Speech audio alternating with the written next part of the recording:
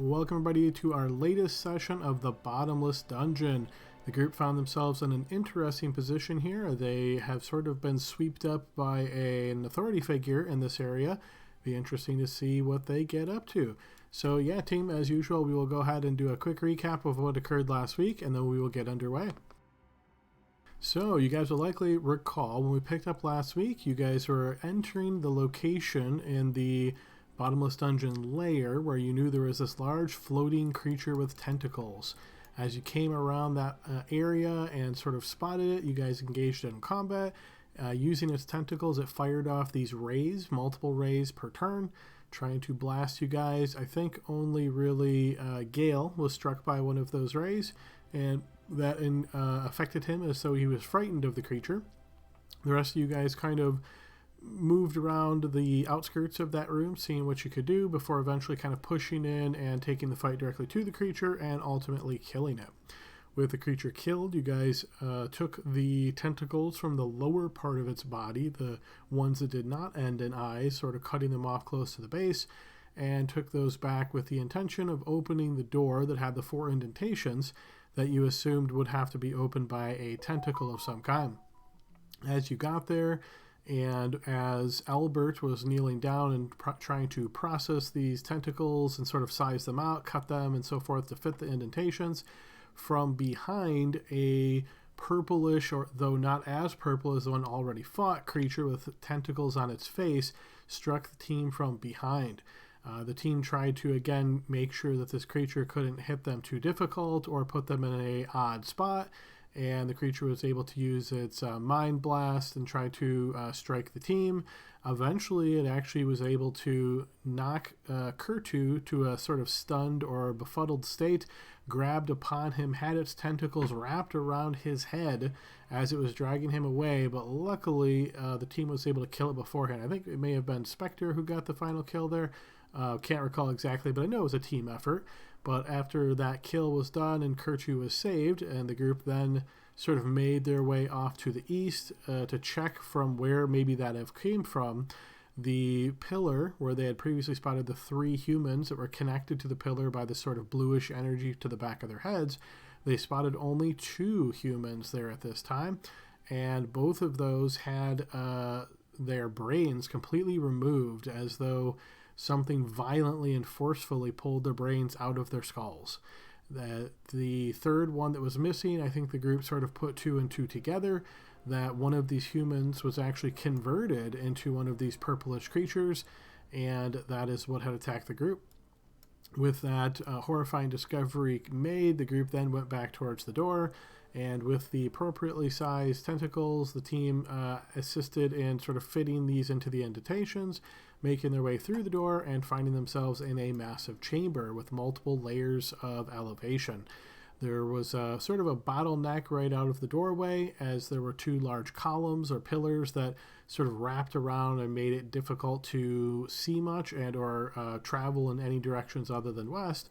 But the group found themselves pretty quickly engaged with some more of these shaggy furred humanoids that rushed in, and another one of these purple skinned creature with the tentacles that was blasting with some psychic energy. This battle went on for a while as we had Sarah conjure up a spell that created an area of darkness, and this sort of sent the creatures scattering, though the team couldn't really see anything there. So the team did the best they could battling the creatures that were nearby or stepped out of that darkness, destroying them pretty easily. And then eventually, once the strategic advantage of that blackness seemingly had served its purpose, that spell was dropped, and the team then sort of pushed in, defeating the rest of the shaggy-haired creatures and also engaging the purplish-skinned creature with the tentacles in combat as well, eventually defeating all of them. With this complete, the group was very careful around this room, noticing that on the 3rd layer of elevation there was this very large pool of greenish brackish water, and the group was careful not to get too close to it. Sarah had a conjured companion that was able to sort of float over there and look around and noticed a very large shape in the water that was just sort of a shadow at this point, and could feel actually a sort of a psychic disturbance to the point of a powerful level, to the point where Sarah was worried that her entire psyche could be crushed by this creature. With that, she kind of made her way off a distance, try to put some distance between her and this creature. Rest of the group was able to find, in looking around, I think it may have been Sarah also that spotted this first, a large treasure pile off in an alcove to the north. So the group decided to spend some time pulling the coins and valuables and things out of that pile, while the rest of the group was just trying to scout out or keep their eyes open for any approaching danger, eventually taking some of the treasure before continuing on to the south, not wanting to loiter here too long. As the group made their way to the south, they found a very narrow hallway, and at the end of that hallway was the sigil on the ground that the group has spotted in the past that allows them to exit the lair of the Bottomless Dungeon. There was also a door that was closed that led off into another room or hallway, potentially. The group sort of eyed it and debated about opening a bit, but eventually decided to just jump into the sigil and found themselves back into the Bottomless Dungeon lobby. Once they arrived back there and were able to see Alexander, they also saw, oh yeah, that was probably an important part, during the battle or during the collection of the treasure, there was this sort of disturbance between, I think it was Gale, who was the first person that recognized this, and there was an image of this older man that it seems to be local to this area, who was very direct and sort of authoritarian or commanding, telling Gale that they didn't have time for this and they needed to exit as quickly as possible. With this in mind, once the group exited, they saw not only Alexander, but also this gentleman who Spectre was able to recognize as being a sort of like a high-level advisor or counselor to the Shogun in this area. The Shogun is the sort of ultimate authority. So for a reminder, because we haven't spent much time outside of the area of the Bottomless Dungeon, but the Bottomless Dungeon itself is on an island, and this civilization that is close by, but obviously separated by a waterway, is where this gentleman comes from. So he was very direct in telling the group that they must come with him right away. Eventually, Alexander realized that Albert had exited with the group, and Albert hadn't gone in with the group, so in a similar situation as another character that you guys will probably recall of Welby, who found in the Bottomless Dungeon, is not actually a real person in essence. Because of the nature of the simulation of the Bottomless Dungeon, these folks are not real when they exit and only have a limited amount of time before they persist, before they would be unwinded and essentially no longer exist. So Alexander did take Albert off into a side room and spend some time explaining to him that with a process using some resources and some magic, he could actually convert Albert into a real person, but Albert ultimately decided that he didn't want to do that.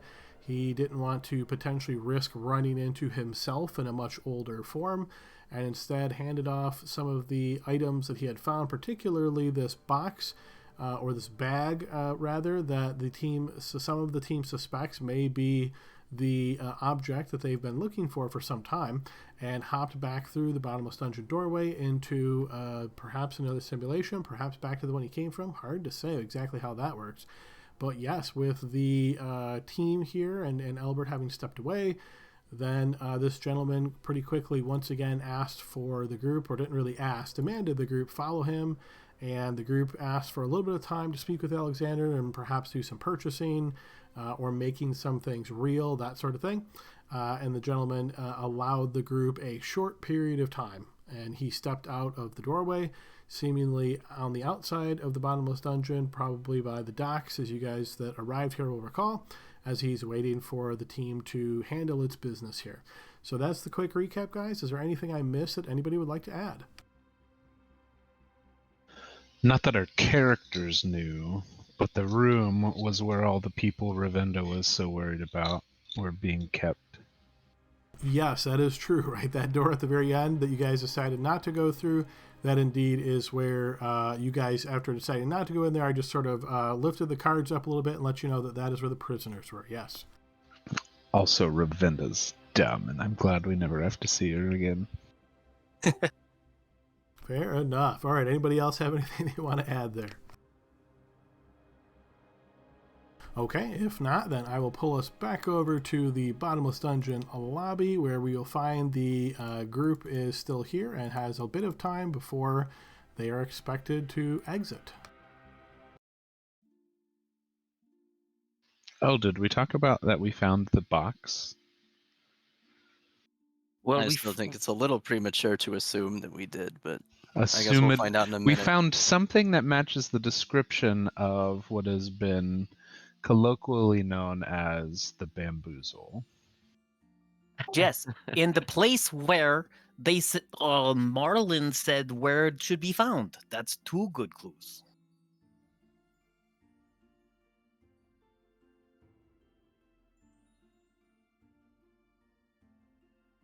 Okay, so who has all of the stuff from Albert?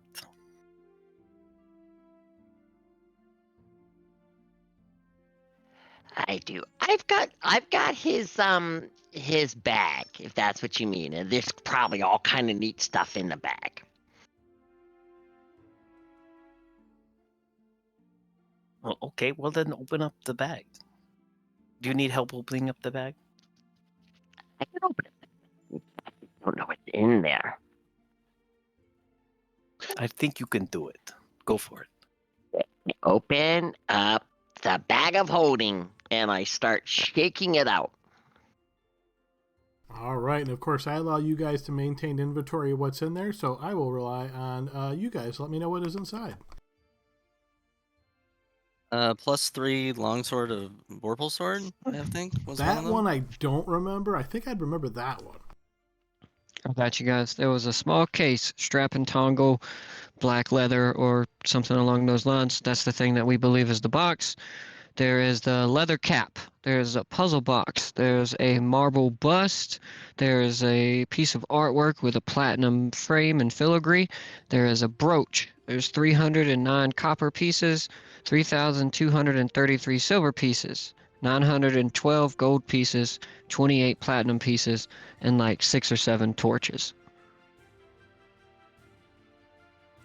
And I think you put that in inventory somewhere, right? Yeah, I think it's in the... Yeah.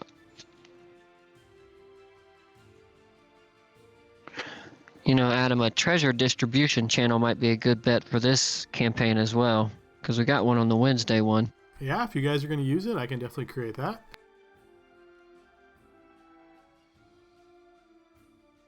I think it helps. Designated spot for it, you know? All right, it is created in Discord. Okay, well, Alexander, so it seems like we have an important meeting to get to with the Mr. Shogun outside. So, but before we leave, maybe we can do exchange to make, for example, my shield permanent. This shield that I have, I think it fits me well. How much would you need for it to be useful outside the Bottomless Dungeon? And you see he waits for you to set it on the counter, and just remind me what exactly this shield is before he gives you a price. It is a +1 shield. That is all. You see he is looking this over and kind of like looking at it for a moment, puts his hand up as he waves it over it. You can see small little bits of electricity seem to dance between his fingers and the shield itself. And he looks back towards you and says, converting this into a real item would cost you 500 gold pieces. Oh, okay. Well, I have 394 gold pieces at the moment. But if you guys don't mind, can I write that down as something that I would like to pursue? Well, didn't Kertu say he had some things that he wanted to make? Yes, but I'm permanent? just adding to the list. So I'm starting off so we don't just sit here in awkward space while Mr. Shogun is impatiently waiting for us. He gave us 2 hours. Oh, so we have until 5 o'clock Pacific time. Sure, whatever that means. I might All right. make a suggestion. Why don't we start with the thing you guys went in there for? If you think this case is what you were looking for, why don't we start with that? Because that was your objective, and then with whatever we have left, we can figure it out from there. So, but do you think we should let Alexander know about the bamboozle? Well, if it was in the Bottomless Dungeon, we kind of have to, right? Right. Otherwise, if we give it away to Melvin, whatever her name was, it could just disappear on a moment's notice. Oh, that's right. You guys are smart. I'll let you do the talking then. Okay, I'll just take my shield off. Thank you. Let's open up the black case. We didn't even really look inside. I open up the black case. I look inside. All right, you sort of undo the toggle here, pulling up the cloth of the lid of the case, and as you do so, you notice that there's a bunch of different slots that are very narrow inside of this box now that it is open, and in each of these 20 slots, you notice a dart.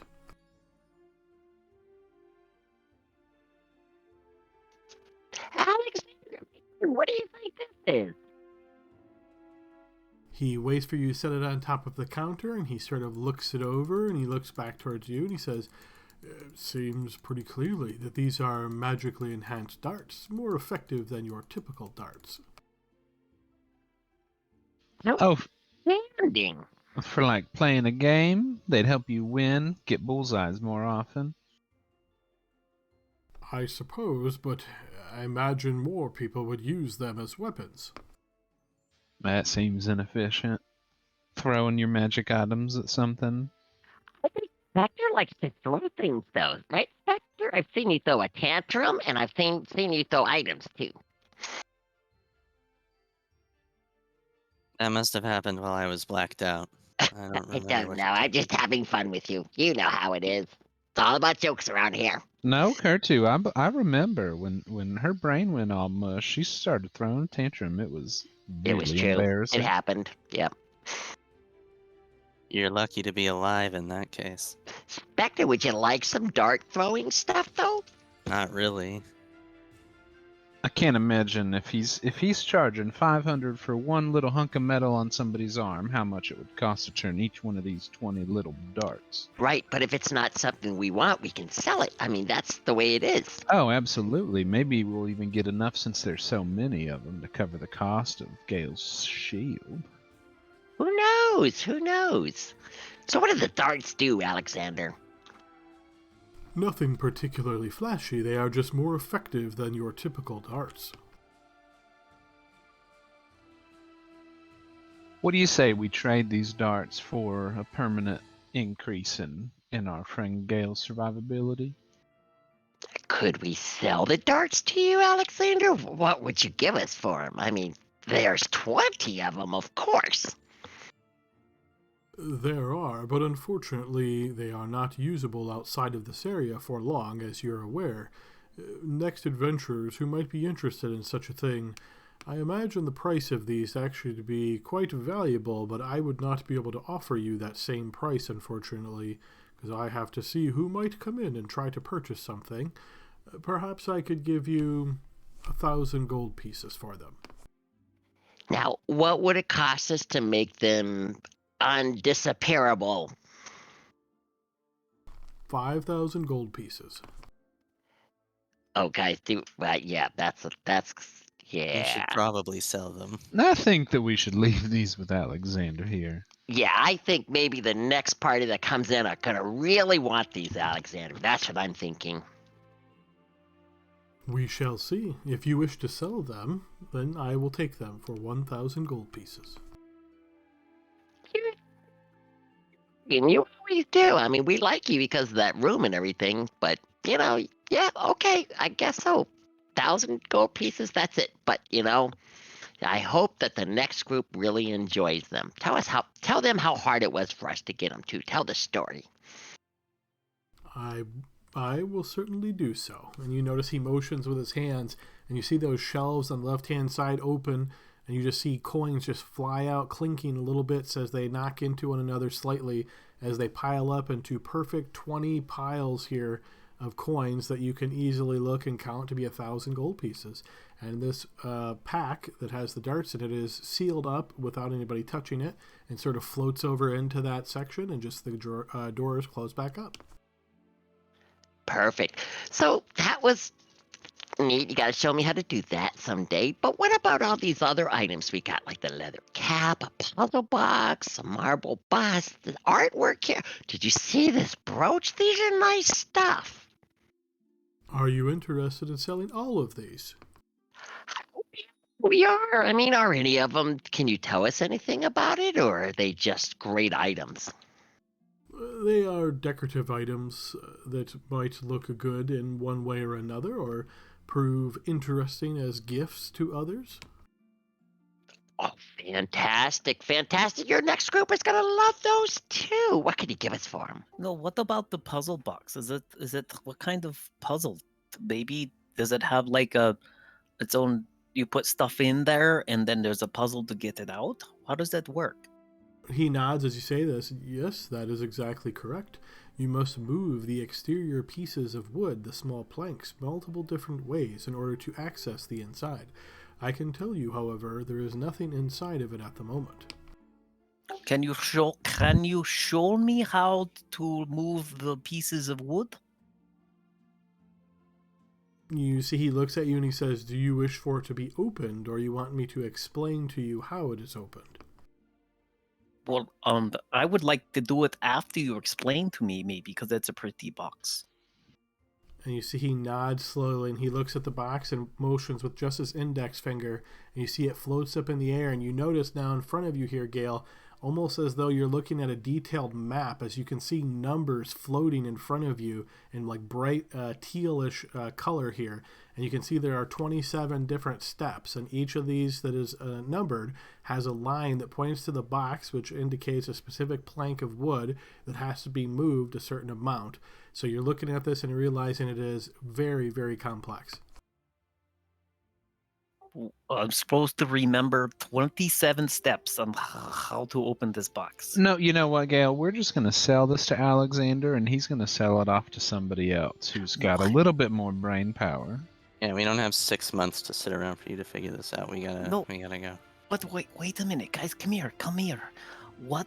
Excuse us, Alexander. I'm sorry, but I've learned I need to consult with my friends before I say stupid things. So I'm gonna talk to them to spare my embarrassment. Okay, guys, what if this is the Famboozle? I mean, wouldn't it take 27 steps to open up a box to put something in there that can replicate other items? This is probably the Famboozle. Kurtu, is there any magic surrounding this item that you can tell? I don't have that spell. Spectre, is there any magic surrounding this item that you can tell?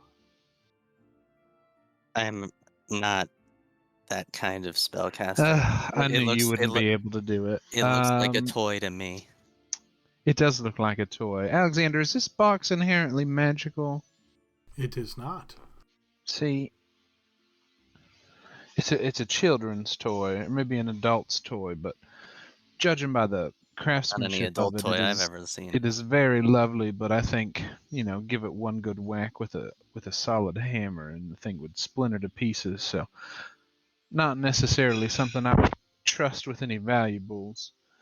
Alexander, for the lot of these things that we've kind of haphazardly thrown all over your floor here, how much would you be willing?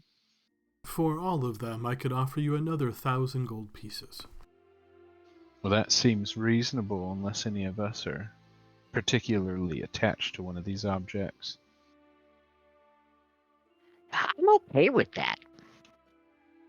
And at the same time, Kurtu, Gale, I know you both had items you said you wanted to make permanent. Yeah, I think a bag of holding would be good for us, just in case we find more items, right?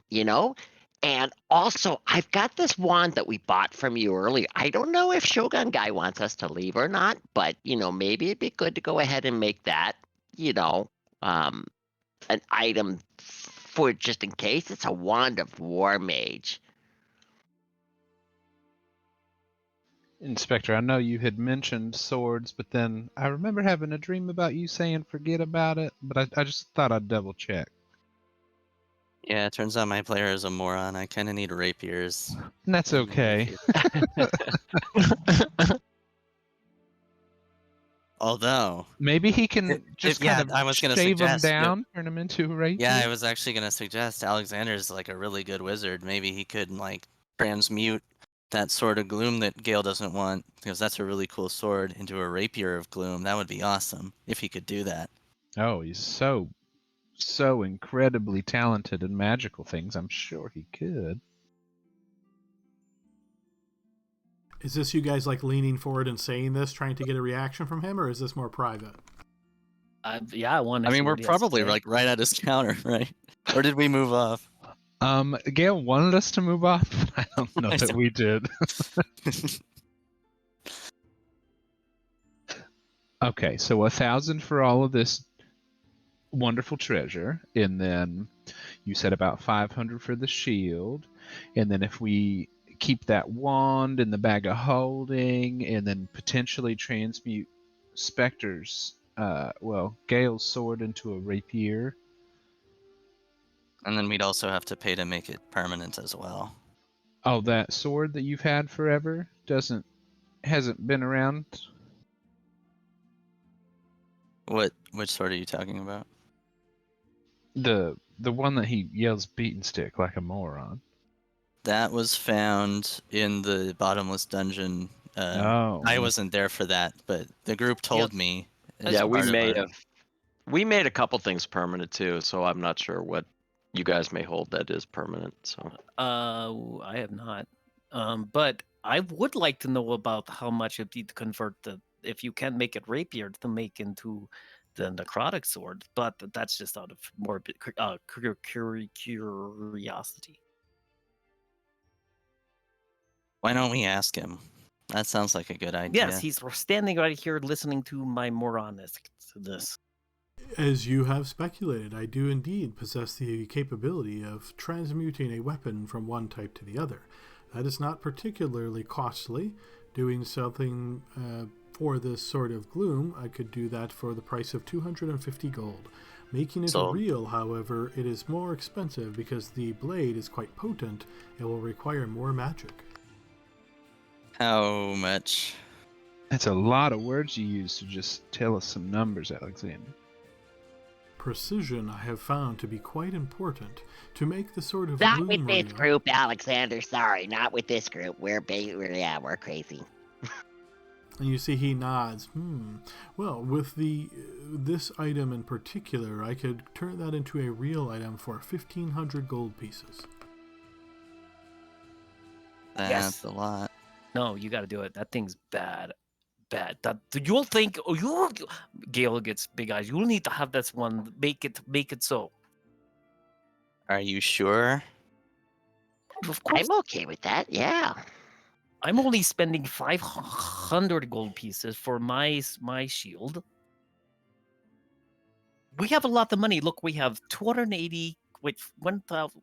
I don't know, but they convert the CP, SP, GP, PP into gold plus 2,000 gold pieces. We're like rich. Yeah, and I also got my stipend for my last job between sessions. Magically. Because my player is a moron again. But yeah, so I got another 675. And then how much for Kurtu's wand, Alexander? And a bag of holding. And the bag of holding. 500 gold pieces for each of those. We're looking at about 1350 for all the items we want to make. Sorry, 3250 for all the items we want to make permanent. I'll trust your math. Let me get my calculator out and do some converting. Trust my math. 3 plus. Can someone else do this? He's given us 2,000 for the things that we've found and are offloading, so we only need to come up with 1,250. Well, I'll and give we've you got 675. 900 already. Look at all that silver we have too. Here, I'll type it in this treasure thing. We have 1518 from the coinage.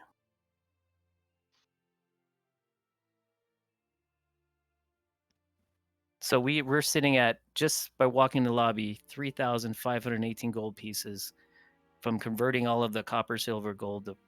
Maybe Adam wants to charge interest for converting. I don't know, but that's our coinage. 1518 plus 2,000 for what we sold. Plus, I have 394 gold in mine. So let's just do it. and I have 700 gold too. Just to let you guys know. So Do for what you party funds, if we get all the things that we want, the wand, the shield, and the sword of gloom, and the bag of holding, and give him all of our kind of loose change. To do so, we will net a 268 gold without having to dip into anyone's personal stash. That sounds perfect. I love the I'm shield. gonna trust your math. I love the shield. We have to do it. Is there anything else anyone wants? Well, I don't have anything magical, but I also don't have anything to make magical, so I'll just kind of hope that we find something in the real world, or maybe on the next level of the dungeon, depending on what this Shogun is going to have us do.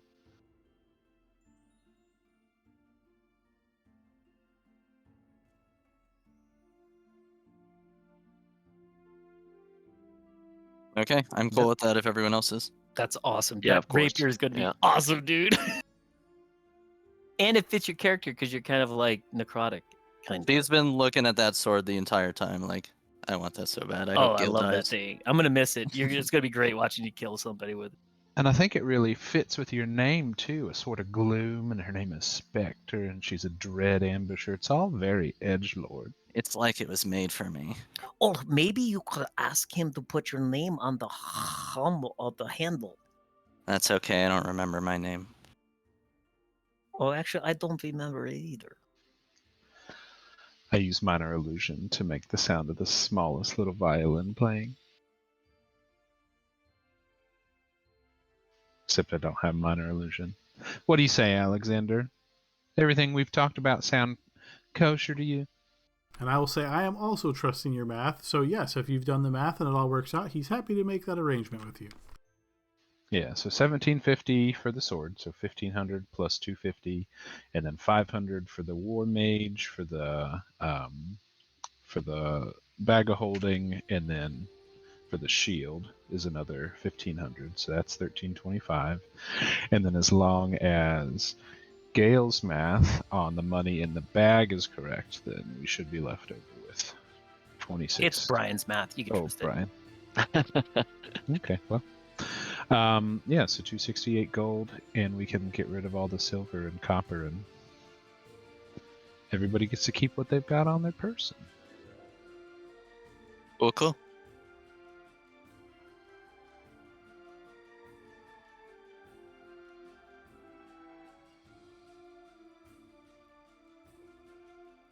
So, And- Brian, is there a modifier on the Sword of Gloom, or is it just a magic sword? It's not a +1 weapon, but it's 3d6 damage. I think it's in the handouts. Oh, yeah, that would probably be a good idea to look at, huh? Every time I open it, it's in like reverse font color, so I have to highlight it to read it, just so you know. Oh, that's weird. Yeah, it's really weird. Are you using like dark mode or something? I am in dark mode, but all the other stuff works. It might be, however, the words were pasted into the actual handout. Yeah. Copy, paste as plain text. Yeah, I just did reset to foreground, so There hopefully you that'll go. fix it.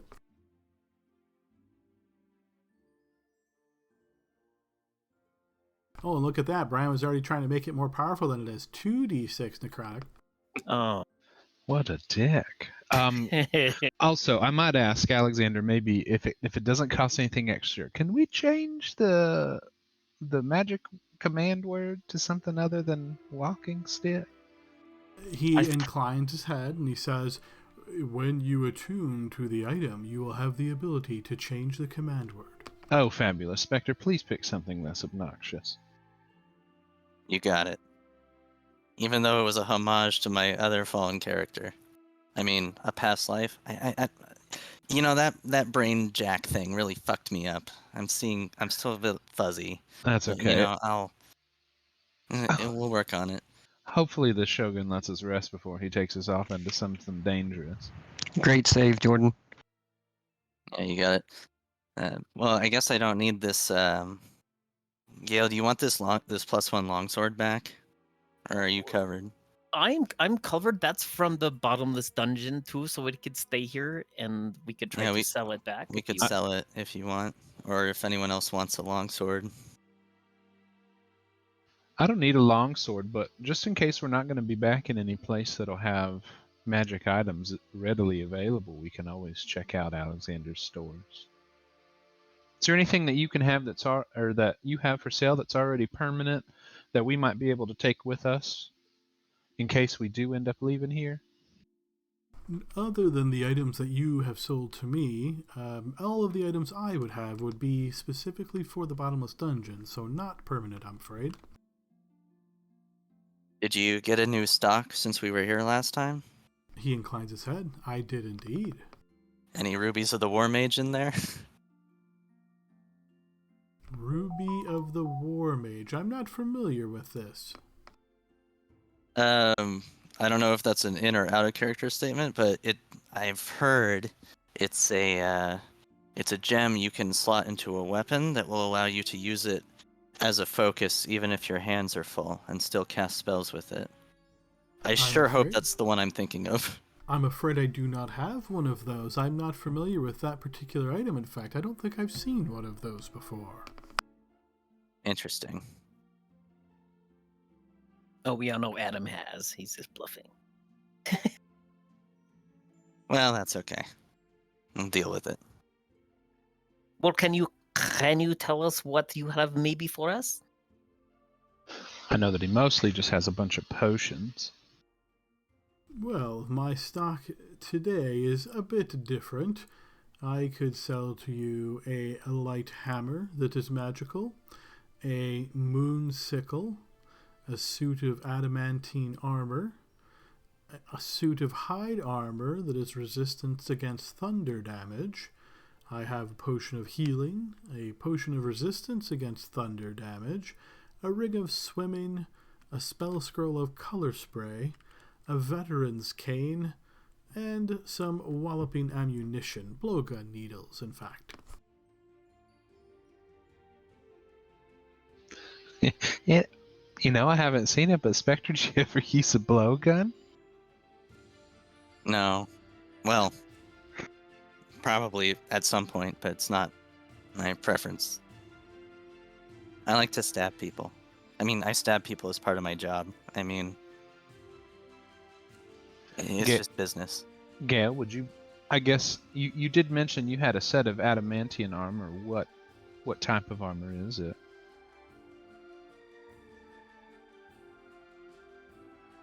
The adamantine armor is chainmail. Is that any good for you, Gail? Well, I don't know the significance of Adam. It makes it so if something was going to hit you in a really vital spot and kill you outright, it wouldn't actually do any of the super extra damage that would happen. Oh, I'm wearing splint armor, which I think has a more higher armor class. Splint armor is a little bit more protective from your average attacks. However, this armor would protect you from any devastating attacks. Like from a dragon or something? No, like from a critical. Like if somebody were to find that really important chink in your armor and hit it right on, this would instead magically make it just a normal hit. And maybe he could turn it into splint armor for you, like he could change the swords. Well, actually, he did that because longsword's a D10 and the rapier's a D8, so it kind of lowered the weapon value. But I will. Yeah, how much for please? Sorry, how much for that armor?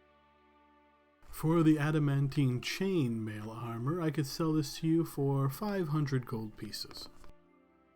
And would you be able to convert that into something like splint or plate mail for our friend? I could, but it'd be more expensive, of course. Well, we do have some money. It's up to you all. How much to convert to a splint, please? How much to convert and how much to keep it that it's real? Because if we just buy it just to go downtown, then it's not as valuable to us. Making it real will be 500 gold pieces. Converting it to splint would be 100 gold pieces. So 1,100 if we wanted to make a permanent splint adamantine armor. I think that's good, Gale. I'll contribute all of my money for that. That sounds really cool, actually. That's 394. You can pool whatever I've got since We bought this sword for me, so another 675 if that's what you guys want. And I've You- still got 700 gold, so You can keep 237 of your gold, Spectre, and that'll be enough to buy it. As long as we use wherever the 394 came from. That's from me, and I take my coin purse out and I dump it on the counter, and I have no more gold. And then we use what was left from in the bag of holding, the 268, and then we use Spectre's money except for 237. Sure. I'm glad somebody came prepared with the math. I've got a 13 intelligence. I'm pretty sure that's the highest of any of us. I actually have never played adamant. I didn't know what adamantine what. You're only allowed to mispronounce it when you're talking in character. It's adamantine or adamantine, depending on how you want to pronounce it. Adamantine. We'll work on it. I can't get over I grew up with the X-Men, so I always want to say adamantium. yeah. Sweet. Thanks, guys. I'll do it. Thank you. That's awesome. I'm gonna take some Yeah, hits. I think it's well worth it. Yeah, if you're going to be up there in the front trying to protect us all, I think it's the very least we could do is use some of our funds to make sure you can do it a little bit more Our effectively. meat shield needs to be protected. A meat shield with a lovely adamantine And carafe a around it. shield and a sword. Oh, if my mother could see me now, or if Bryn could see me now, she would be so proud. How long do I have to wait, Alexander, for the sprint? Because I'm excited. No time at all. And you see he motions with his hand. You see once again the little doors open. Flying out of there, you do see chainmail, but it only lasts for a moment as it's sort of spinning in midair, changing to splint armor, and it is made of this sort of very dark metal. It lies right on the counter in front of you. I quickly take off my splint mail as long as 10 minutes last, and I'm gonna just throw it on there. You can have this, Alexander. Throw it in the trash chute. Oh, this is perfect. If it's perfect, guys, look. I'll help him buckle up any of the leather straps that he would have difficulty with. Oh, that's so nice. Thank you. I will stand in front of you all day. Wait, what? That's fine. That's where I prefer my men. Have you seen my tentacles? Oh God, is it Friday already? Well, should we go and meet this Shogun then? Was there anything else on Alexander's list that struck anyone's fancy? No, but we could sell this +1 longsword if no one wants it. I don't imagine I'll I don't be want it. Why swinging a not just sword hold it in anytime soon. case somebody else in the future needs it? Who knows?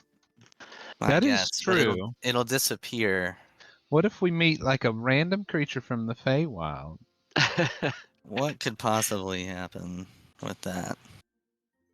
You know what? I don't know. Dylan, does your character use long swords?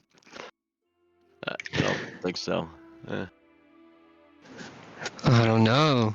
Does he? Nope, he definitely doesn't. No, I don't know.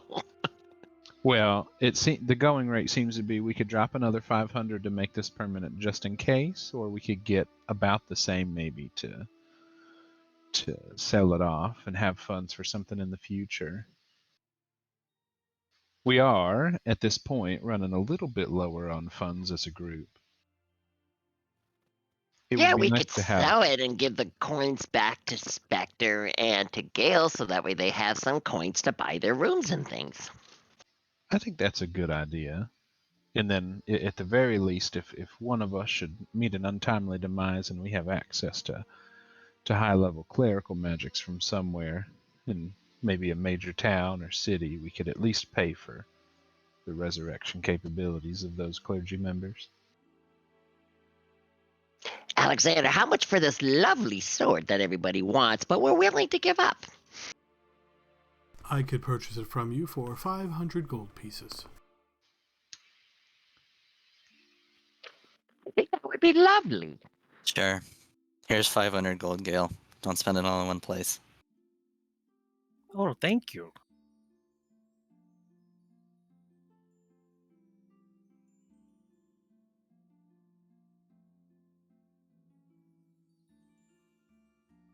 I think we're done.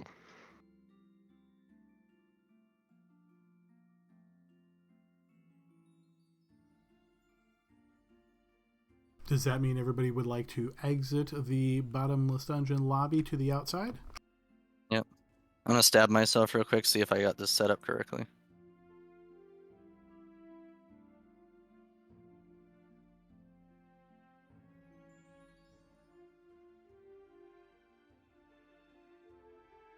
That looks right, I think. All right, as you guys begin making your way out of the Bottomless Dungeon lobby, exiting out to the area just outside of there, those of you guys that have seen this before recall how it looks out there. So you exit from the Bottomless Dungeon, think of that as sort of like an entrance in this way. Or let me get back on a layer you can see. Think of that as like an entrance over in this way. So you come out of here, start making your way to the docks. It's not a very long walk at all.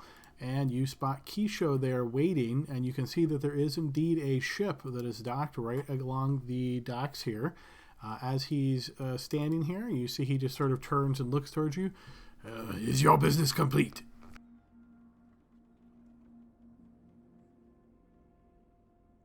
Yes, and thank you so much for letting us take care of that. It was really important. You're so nice. How can we help you now? And we go. And you see he just sort of turns and starts walking towards the ship. And we go. Okay.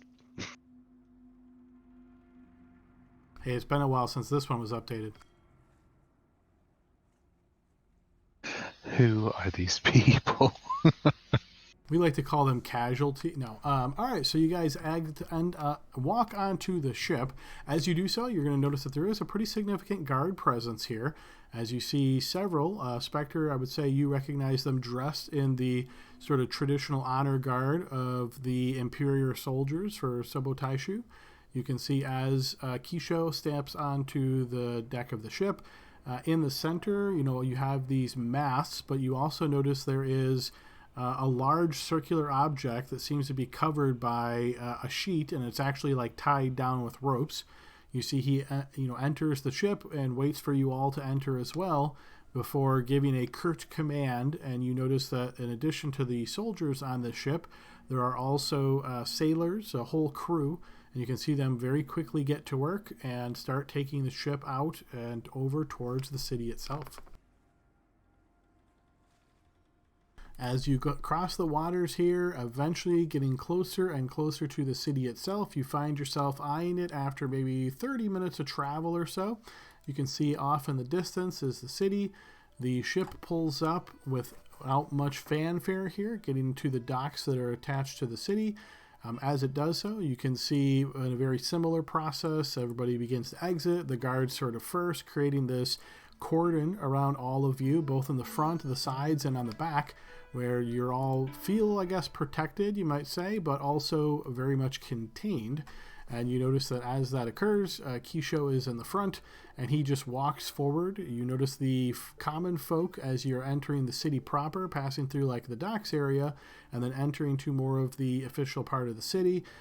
Everybody in a very respectful way. They don't seem necessarily afraid, but as though they are showing great deference and respect, they all get out of the way, and many of them bow their heads as Kisho and the honor guard and you all pass by, heading right up to this very large building, which you presume, Spectre, you would already know this, but the rest of you presume to be sort of like the castle where you assume this shogun is. As Kisho leads you guys in, it's through an elaborate area here, through many different doors, through different passages. Again, the guard just continues moving on. You can see a lot of different castle staff and sort of folks waiting on some of the other individuals here. Most everybody you spot, I will say, looks as though they are locals. Occasionally, you might spot somebody who you deem to be a foreigner, perhaps even from the Sword Coast, hard to say exactly. But you get to this sort of anteroom where there is a large door that you assume leads into the throne room, and Kisho just kind of turns back to you and says, "Wait!" And you just see he steps forward as the guards then kind of close once again. He steps through this door and is gone for a few moments. Is there anything in particular you guys are discussing or trying to do during this time? Sarah, can you... The strap by my right shoulder is a bit tight. Can you just loosen one little notch? Yeah, I'll do it. Okay, thank you. All right, not hearing anything else in particular other than that request and taken care of. You notice probably about 5 minutes go by before the door opens once again, and Kisho gives this nod. You notice the guards sort of split again. The doors are open to escort you into this very elaborate room. As you enter, a few things stick out to you almost right away. So this, what you're seeing, is at the end of a long, long room.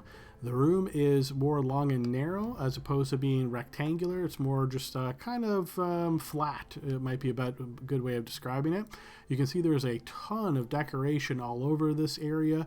And indeed, along the walls, you notice what would be sort of like clay statues. But each of these clay statues looks to be created in a fashion as though they are warriors. You might think of these as similar to terracotta soldiers.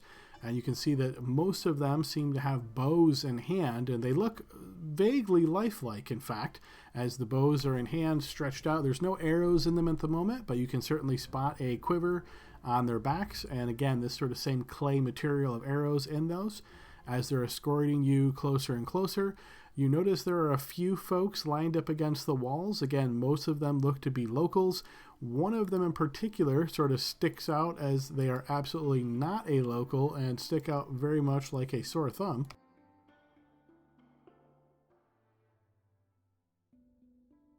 It's a bipedal horse? Looks like this. If any of you are particularly familiar with this species, you would probably be able to tell. Otherwise, maybe just looks a little bit strange.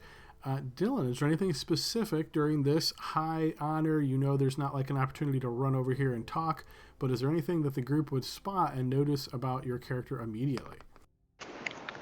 Yeah, like you said, I mean, he's definitely foreign.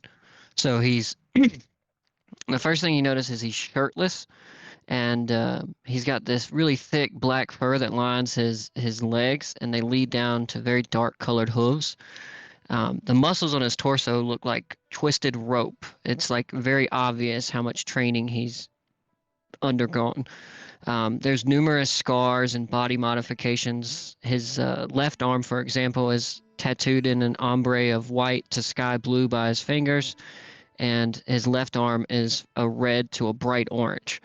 Along his chest, there's a number of scars that resemble like notches, like tally marks. And then he kind of leans back, and then he leans forward, and he kind of exposes more of himself as he does, because it's, you know, a formal environment, but he kind of looks uneasy in it. And as he does, you can see that there's a battle axe that rests kind of going down his spine with these hooked edges. And it looks very ornate, but also incredibly deadly and well crafted. He sniffs the air and then looks around one more time, kind of catching you guys' eyes, and he kind of like winks and then puts a pipe into his mouth and lights it and shuffles his hooves in the dirt on the floor. Hey guys, that's a satyr from my home, from the Feywild. Am I right, Adam? Is it a Fey creature? Yes, absolutely. That's spot on. So that guy over there, he's from my homeland, I think. Don't make eye contact with them. He does kind of have a 1,000-yard stare a bit. A little uncanny valley going on, but... Yeah, and let's be honest, I don't really want a friend of yours to join us. We already have you. No, he's a satyr. A satyr, something like that. I always forgot. He looks a little bit like a goat. You think he's going to try to eat our clothes? I think he would. Yeah, No, he they're probably smells. They're wonderful creatures. Can you look at him? He's agile, strong legs. He's got an axe on his back. He's wonderful. Well, I don't know. He's not wearing a shirt. He probably No. ate his own shirt. Looks like he's part goat. No, he's not a goat. He's not a goat at all. He probably has magical practices too. Can I walk up to him, Adam? So at Can the you pet moment, him? at Huh? the moment you are sort of cordoned in by this honor Oh. guard. Are you trying to push past them? You get the pretty distinct impression that's not something they would be wanting you to do at the moment. Then no, I am not going to break protocol. Gale, maybe not now. Don't go talk to him now, but maybe after this meeting we can throw him a couple used tin cans. Okay, but remind me. Sometimes I forget. All right, I will. All right, so as you spot this individual taking in what you can of him, you notice now before you, up on this sort of elevated area, where you are noticing this decoration and a lot of just awesome, very beautiful art, and obviously very lavish, in fact. You'll notice that there's this kind of screen that you're seeing that is done in all these different symbols of what you consider to be maybe not dragons that you all are familiar with, but obviously a depiction of some type of dragon based on the body shape and so forth, maybe more of like a serpent than you would expect.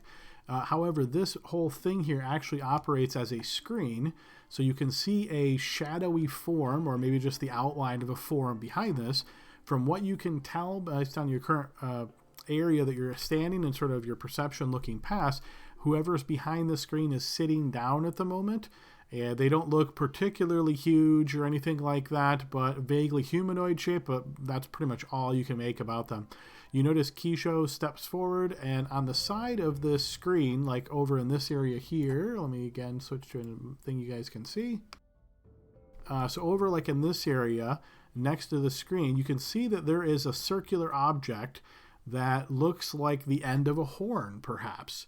And you notice Keisho actually steps up and lowers his ear to the horn and waits for a moment and then puts his mouth to the horn. You assume he's speaking, and this kind of goes back and forth for a short period of time, maybe 20 seconds, something like that.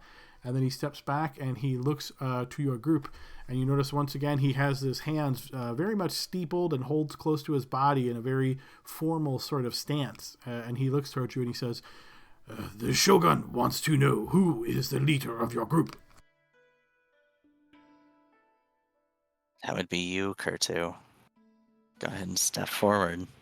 Well, hello. Oh, graceful ones, that would be me, the leader of this group.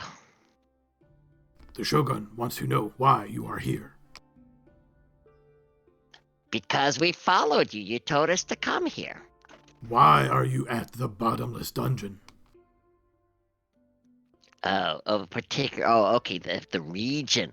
Well, we traveled a boat, right? And we came over here because they asked us to come over here because we were heroes of our other place because we killed a white dragon, right?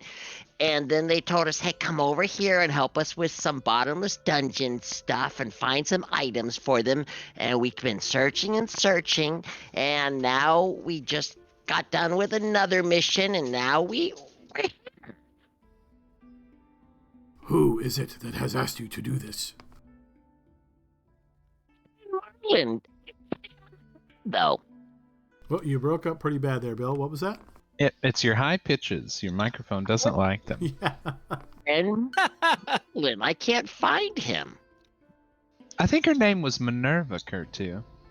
It was Marlin. It was Marlin. Our friend Marlin asked us to come here. Mm-hmm. You notice he just sort of looks at you very intently for a moment. What is it you know about Marlin St. Reed? That he asked us to come here, that he's good at navigating on a boat, right? And let me see, it's been a long time. He seemed friendly enough, I guess, right? And that that's about it. I'm gonna nudge Kurtu with my elbow. Okay, yeah, what else? Yeah, you were with me originally. Nobody else was. What's up? Tell him why he was looking for it. These guys have arrows pointed at us. Yeah, but I didn't want to say that Just because say it. I don't For know. once I in didn't this wanna- campaign, let's be honest with people who ask us questions. Oh, yeah, and they also told us that if we found an item in the bottomless dungeons that helped make a lot, made gold and silver and things, that we would get paid for that. That's what we were mainly looking for. Good job, Kurtu. Yeah, thank you. And this is my friend Gail. Hello. He helps out too. So yes. He's my lieutenant, you may say. You notice Kisho's eyes kind of flitter over to Gale for just a moment before they return to you, Kurtu. We have received a missive here from your Sword Coast. It says very important that some of you return. But this work you have done for Marlon St. Reed, you may not know. He is against us. He supports the rebellious lord. Oh, well, then that puts us in a real awkward situation because he knows we were good at fighting dragons, so he asked us to come here. We don't get into the politics of it all. So We are not worried about Marlon St. Reed. He has been taken care of. But your trustworthiness, we must gauge. Can I just say, I just met these people. I've never even met Marlon St. Reed. I didn't even remember his last name. I don't know it. Yeah. It popped up in front of my face is the only reason I know it. You notice he looks towards you now, Sarah, and he, again, locks eyes with you, and he says, "Are you Josephine?" That's not me, no. The letter is addressed to Kurtu, Gale, Leroy, Josephine. Oh, she probably died in the dungeon if I had to guess. It's been dangerous. That's what we do. Danger's it's Gale's middle name anyway. But, yeah. So, how can we help you? And you notice he sort of looks towards you for a moment and just spins on his little slippered shoes here, walks over once again, putting his ear to this horn, and does like a couple of nods, and then steps back and looks towards you all, and he says, "The Shogun is not convinced that you are not involved with the rebellious lord. If you truly want to prove your innocence, you can assist us with a task." Well, I will tell you, not to speak out of turn, Captain Kurtu, but his offer to us was a bit vague anyway. But we're just like adventuring, and I don't know him from anyone really. So yeah, I'm ready to take tests. I like tests. Let's do it. Yeah, Not Gale? test, task, work. Oh, sorry, I have common language. Yep, that is why Gale is not the captain. I mean, let's be honest, right? I heard the word task, right? But, okay, I got a question for you. Sure, we can take a task, especially if it's cleaning. I do really good cleaning tasks. And then what I would say, though, is, do we really look like we're, rebellious people? We're not. We're just friends. We're finding friends. You look like mercenaries hired by the rebellious lord in a plot to overthrow the Shogun. Yeah, there's like a lot of you, and there's only like 4 of us. I don't think we'd really be very good about overthrowing shoguns. I don't think so. And honestly, the first time I've ever even heard of you all was today. So you can read my mind. You can make me stand in a circle that'll make me tell the truth. If you've got that ability, you can torture me a little bit. Sometimes just don't be too rough. Yeah. Our ensign Sarah here. Yep, she says, she speaks the truth. We just hired her today. There are many things that we could do to try to prove the truth. And that any way of this truth, however, is open to subjectivity. You, if you want to prove your worthiness and try to undo this harm that you have done, you will take on this task. What harm have we done specifically? I don't know. What they I mean don't to know. say is we agree to your terms. What What does the Shogun will? Oh, hey, Spectre, you're here too? I've been here the whole time. Oh. I assume it's light in here. Like It they got is. like torches and stuff. It Yeah. is, yes. Yeah. No, Yeah, on account of Spectre's this the- is the first time you're saying anything is all. I just... Yeah, he's the quiet. She's the quiet type. Because you're about to talk yourselves into some really unpleasant situations, I felt like I had to speak up. I was going to actually talk Sarah into some unpleasant situations, but that's fine. Either will be fine. Spectre gets a fancy new sword, and now she thinks she can just kind of override Captain Kirk too. Okay. How can we help you? How can we prove our worthiness? And yeah, and do we get food? You are to report to the one known as Constable Thistlespine at the Eagle and Drake at first light tomorrow. He will explain. Thistlespun? Is that Thistlespun? Is that what you're saying? Thistlespine. I heard you fine. I don't know. I Yeah, think there I might don't be know. some build-up skin shed in Kurtu's ears. It happens. It's some fur in my hair, in my ears. Yeah. Thank you, your eminence, for your courtship and your task. Where do we sleep for the night so we can meet your friend tomorrow morning? You And is there... notice he sort of ignores you here, Gale, as he turns and looks towards the satyr on the corner. And you see, as he locks eyes with you here, Rasmus, he says, "Wanderer, if you wish to prove your value and give yourself an opportunity to be bequeathed the gift from the Shogun, you will go with them as well." Oh shoot, the goat person's coming with us. Yeah, man. Sure. I'll help him out. Is there something we should prepare for Mr. or Mrs. Thistlespine? Like, are we just going to show up? Constable. That's like a police person, I think.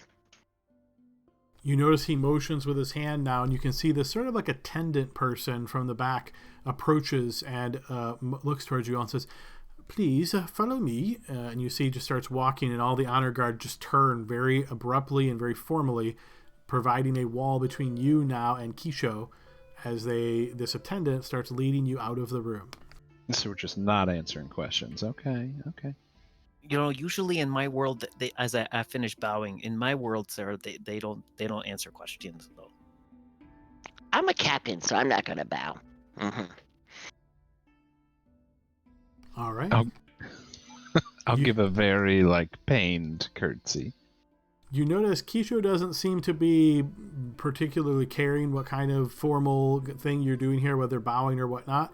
After the attendant begins to lead you away, you see he's already over by that horn again, putting his ear to it and just listening.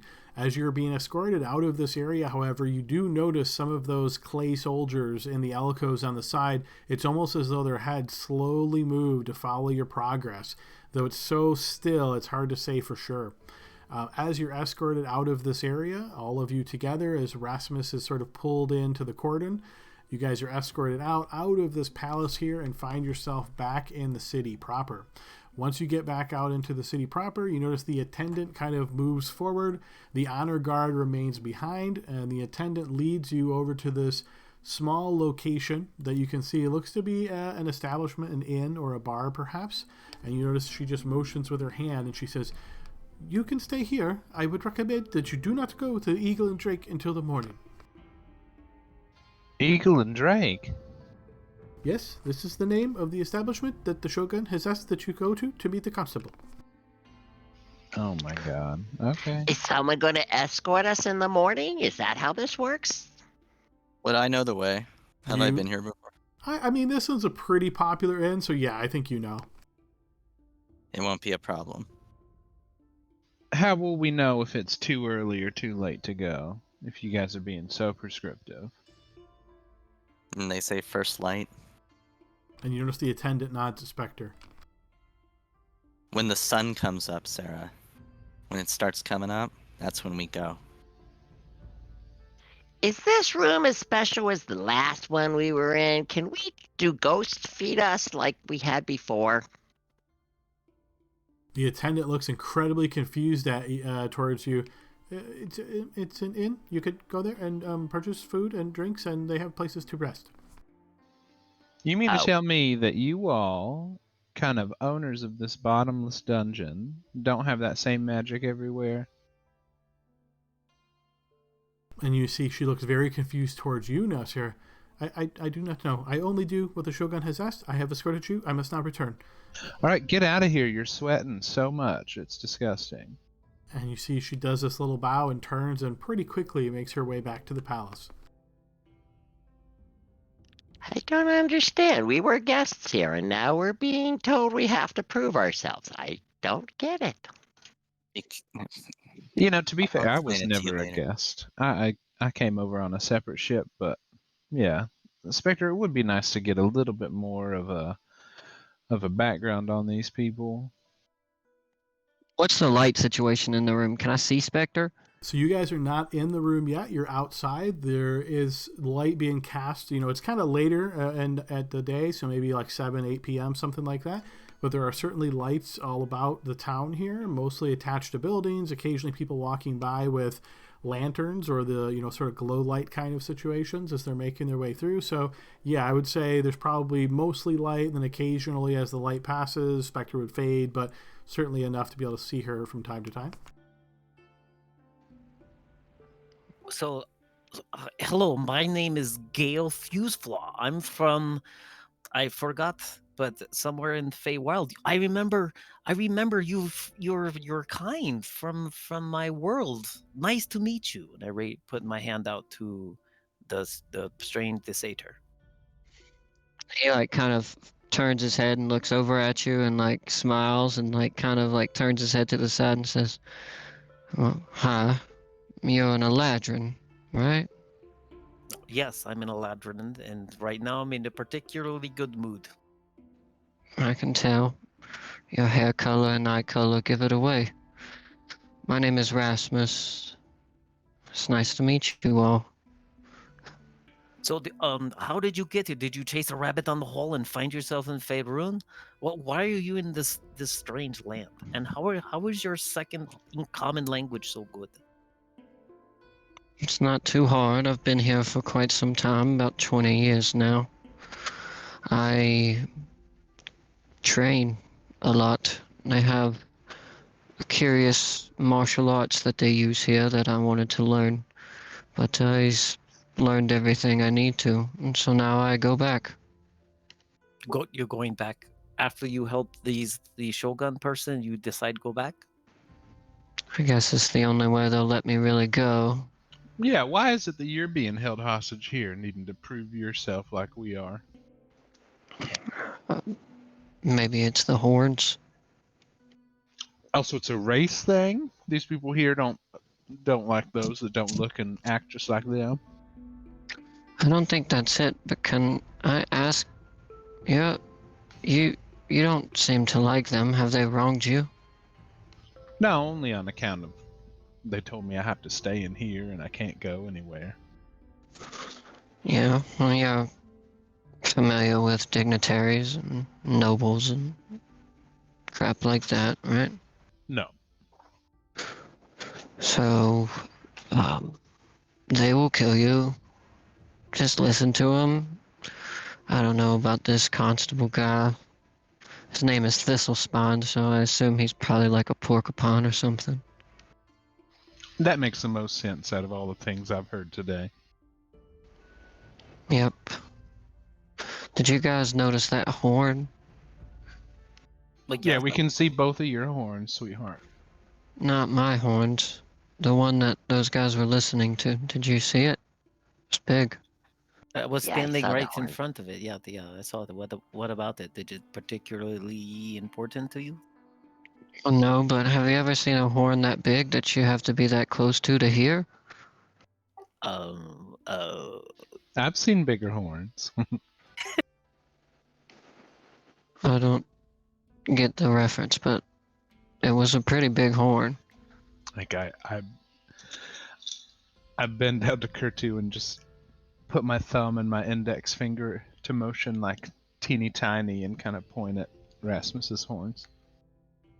Yeah, I've seen dragon horns before. I know it's not too impressive. I get it.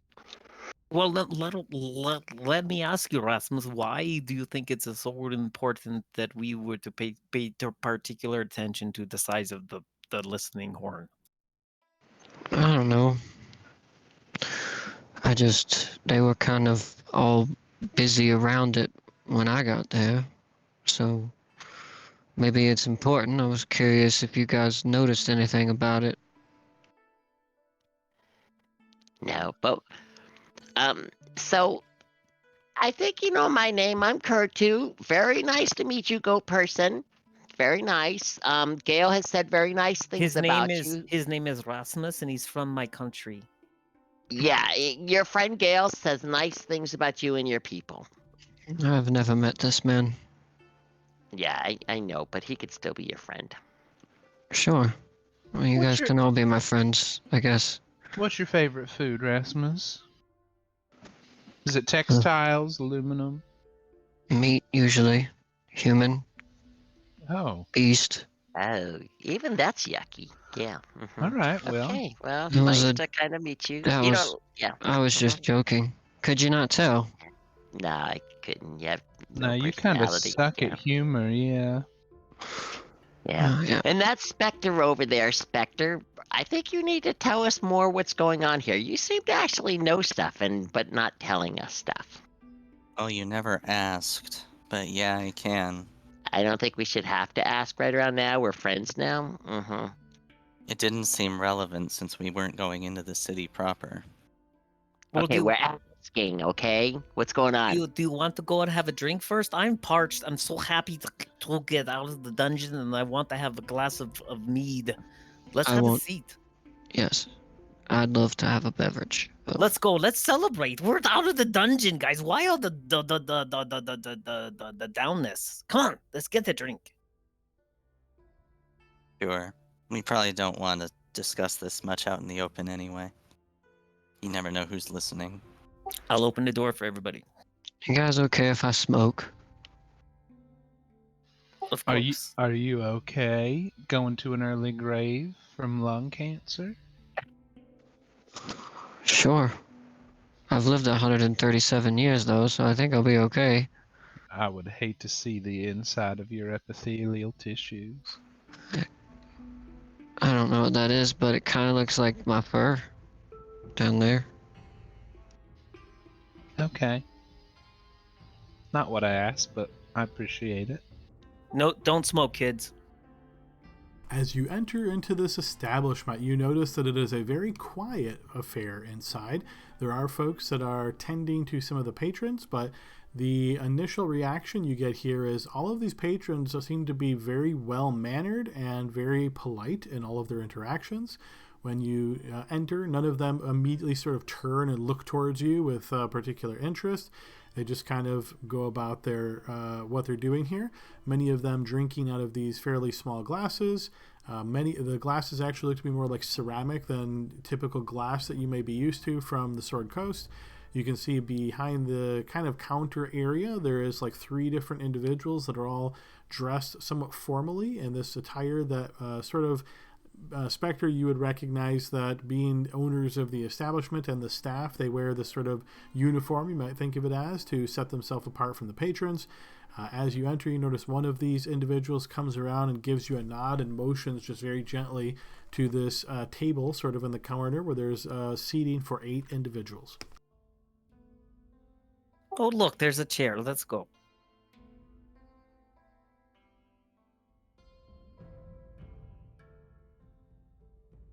I follow Gale. All right, I assume you guys all sit around the table here, and you notice the woman waits for each of you guys to be seated properly. And then once you are, you see she does this sort of bow, and she says, "Welcome to the establishment. What can we get you? Food, drinks?" Yes. Alcohol. Yes, food, drinks, and with the strong stuff for everybody on me. Nice, give a big smile. Oh, and I want fish, and not cooked would be just fine. That's fine. You don't even need to take. Yeah, just whole. That would be good. Yes. And you see this does not seem to surprise her at all, but she says, Oh, this is different request, but okay, yes, can do. Specific fish that you're interested in, or anything we have? Yes, just good fish. That would be fine. I have no preference, but thank you for asking. You're so nice. And she inclines her head and says, I will be back shortly. And you see she steps away, moving back towards the counter and ultimately the kitchens. She's nice. So, Spectre, is this here quiet enough spot where you can tell us what the hell's going on? How about we wait until we get to our rooms, so the DM can send me the cliff notes over break, so that I know what I know. I mean, if there's something in particular that you want to know, you can say, like, what I know this, and we can certainly give you some information there. I'd hate to write you a mini novel if it's not going to come up. So, but yeah, if there's something in particular you're interested, just ask. I would like to know what I know about, like, just a quick history lesson on, like, the rebellion and the shogunate and their relative resources and, So if by how the war is rebellion going. you're referring to what you just heard in the throne room, this is news to you. You've not heard of there being a rebellion. The leader in this area, the shogun, there is some historical knowledge there about how the shogun came to power, but it's not really thought of as like a rebellion. That's more, in history. If you're particularly interested on the history, we could go over that, but you don't think it directly connects to this situation. Based on what you just heard, you assume that there is sort of a rebel lord. Generally in this area, all of the lords pay their fealty to the shogun. There is like you might think of as like an emperor figure, but everybody in the know knows that the emperor is not actually in power, and instead the shogun runs the day-to-day operations here.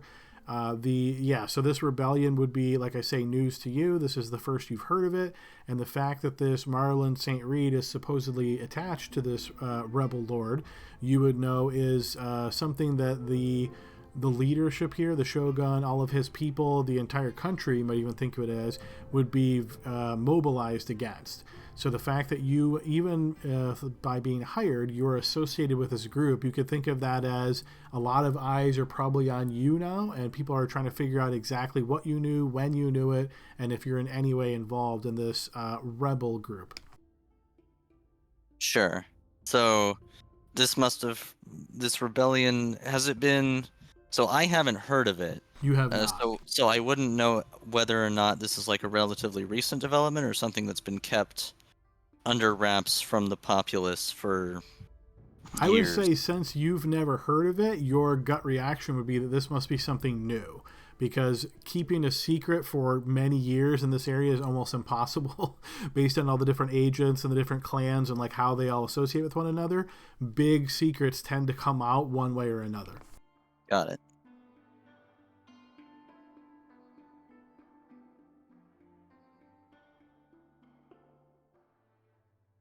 All right. So yes, as what you type guys of thing might this? I mean, Spectre, I don't know. Do you have any type of ideas of what we might be asked to do to prove our allegiance, or at least lack of devotion, to Marlin and whatever that faction was? He probably wants us to My kill, guess, yeah, . That's what I was gonna say. Thank you. My guess is that as mercenaries, they would expect us to suppress whatever this rebellion is. It's news to me, so this is probably some new development. They want to crush swiftly and decisively, so usually that involves bloodshed. Well, I thought that they had said Marlin was taken care of and that they weren't worried about him and his. They weren't, well, cut off the head, but there might be others who would take up his mantle. Everyone loves a martyr. Like a Hail Hydra situation? I don't understand your reference, but sure. Surely you've heard of Hydras. I've heard of hydras, yes. They're creatures from the world. You cut off one of their heads and another one jumps off. I thought it was apt given your cut off the head reference. Sure. I just don't know why anyone would hail a hydra. They're pretty dangerous creatures. Not very smart, but if you saw one out in the wild, you wouldn't tell your friends you saw it? If we see a Hydra, can we eat it? Yeah, I think so. Aren't they like toxic? I think they're a pretty sustainable source of meat, if you ask me. So Rasmus, sometimes we get off track. I don't think you guys are ever on track, but All right. okay. Well, Kurtu, I know you said you were tired. Should we get to sleep and just kind of see what this thistle twat wants with us tomorrow? After we eat, I mean, of course, food and sleep. Those are where I'm at right about now. All right, so it's not very much long later before the woman returns and has a variety of food and drinks delivered to your table here. The food is obviously very different than you're probably used to. Seems to be much more fish and noodles and rice kind of based. You can see there's a lot of different sides of the small containers of like sauce. So think of this as like porcelain bowls that are very small, and they have different colored sauces. Mostly tend to be towards darker, but there are a couple that seem more like yellowish liquid as well. They're placed in front of you. For you in particular, Kurtu, this large fish is just sort of set on a plate in front of you, but the fish is so big that it kind of takes up most of the plate and like kind of hangs over. Your probably closest analog to this would be like a tuna, so a pretty large type of fish. You notice after all of this is delivered, there is some like bottles that are set on your table as well. These look to contain some kind of liquor. If you open them up, they have a faint rice type smell to them. So, and again, Spectre, you would notice this is alcohol made from rice. There's a bunch of different stuff set on the table here. You notice the woman kind of does these couple of bows after she watches you to see if anybody reacts in any kind of negative way. If so, she will obviously follow up. Otherwise, she begins to head back.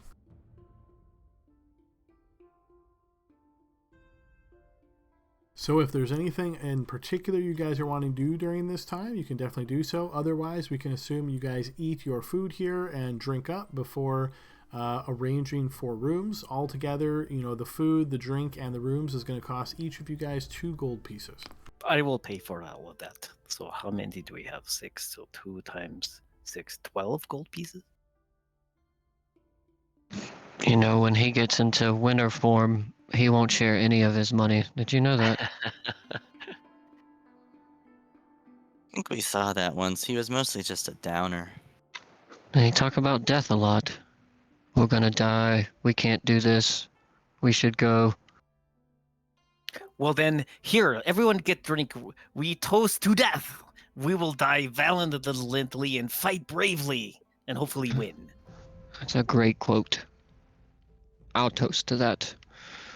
And look, guys, I know we kind of got, shoved together or whatever, but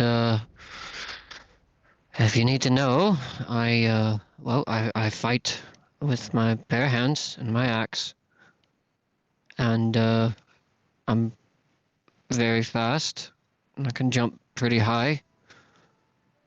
I don't really use any magic, but everything I attack with is magical in a way, if that makes sense. Well, is it like, what kind of magic? Because there's a lot of weird magics happening around in this group. Yeah, is it fire magic? Because I like that. No, it's something I learned from Man when I came from the Feywild, how to master what's called Ki, or Vitality, your life spirit. But it allows me to basically wrap my fist in it, and yeah. Oh, so that's what you've learned. When you said training, I thought it was more like my type of training, which is martial fighting training with sword and shield. You should see me. I can trip people on the ground and then jump on them. How about more drink? Yeah, when you said training, I thought like around the farm or something, like, working and helping out and things like that. But, I mean, fist of fire or fist of Kai, Ki, Ku, whatever it is. I mean, that's cool too. That's fine with axe. Mm-hmm. I tend to kind of go a little crazy in battle. So... Well, if we have to, we'll put you down. No, not like that. Just, I can be a little ruthless. Is there anything that particularly I would need to know when you become crazy? Stay out of your way? No, nothing like that. It's just really hard to hurt me at that point. It's like arrows bounce off and swords don't cut as well as they should, and I see red. It's very bad for Oh, my enemies. so you remind me of my sister Bryn. To Bryn! And I Yeah, took to another shot. Bryn! Yay! She would go crazy unless she called it like a rage or something. Yeah, it's been called that before. I don't really get angry though. Oh, she got angry. My sister got angry. She had an attitude issue, but it was great. It's To kind of Bryn. like, is that your sister? Yes, it's my sister. I think Kurtu's the only one who knows her that's left. But she came here. Yep. We were banished from our people, and we're, as much as you may be surprised, I'm from sort of like a royal type of family, and I was trained to fight for them. And my sister and I, when she came here, she was banished. But then we found out that she was no longer banished, and I came to this world, and then to tell her good news. And I only learned that she had cost her life to protect this world. Very noble. Well, here, a drink to Bryn, and if you need to speak Elvish to me, I can understand you. Oh, okay. I say to you in Elvish, this is much better. So yeah, I guess if you guys need me to run somebody down or something like that, I can help out if there's a particular person that's a bit pesky and we need to slow them down. I can channel my ki into them, but I'm happy to fight with you all. You look interesting, and I hate people who are not interesting. Oh, we're definitely interesting, so I'm glad that we got along. Mm-hmm.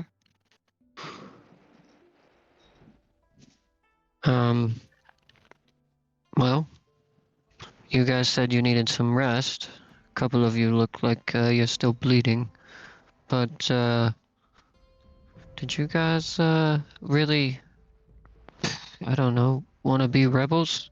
Cause I don't really care. I just need to get back to the Sword Coast. We don't know anything about rebels. We just know that Marlin, who, by the way, does not look like a fish, we determined, but, we were asked to come over here, so we don't know anything about his, his religion or his politics or his history. We don't know. We just know that he came and said there was treasure and that we go into these areas and find some treasure. That's it.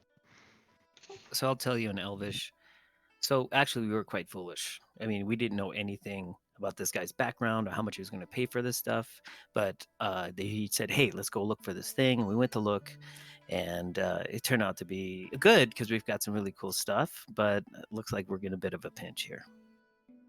Gail, that's kind of rude as fuck to start talking in another language that not everybody at the table understands. I'm sorry. So, when's the last time you heard me speak Elvish? It's quite.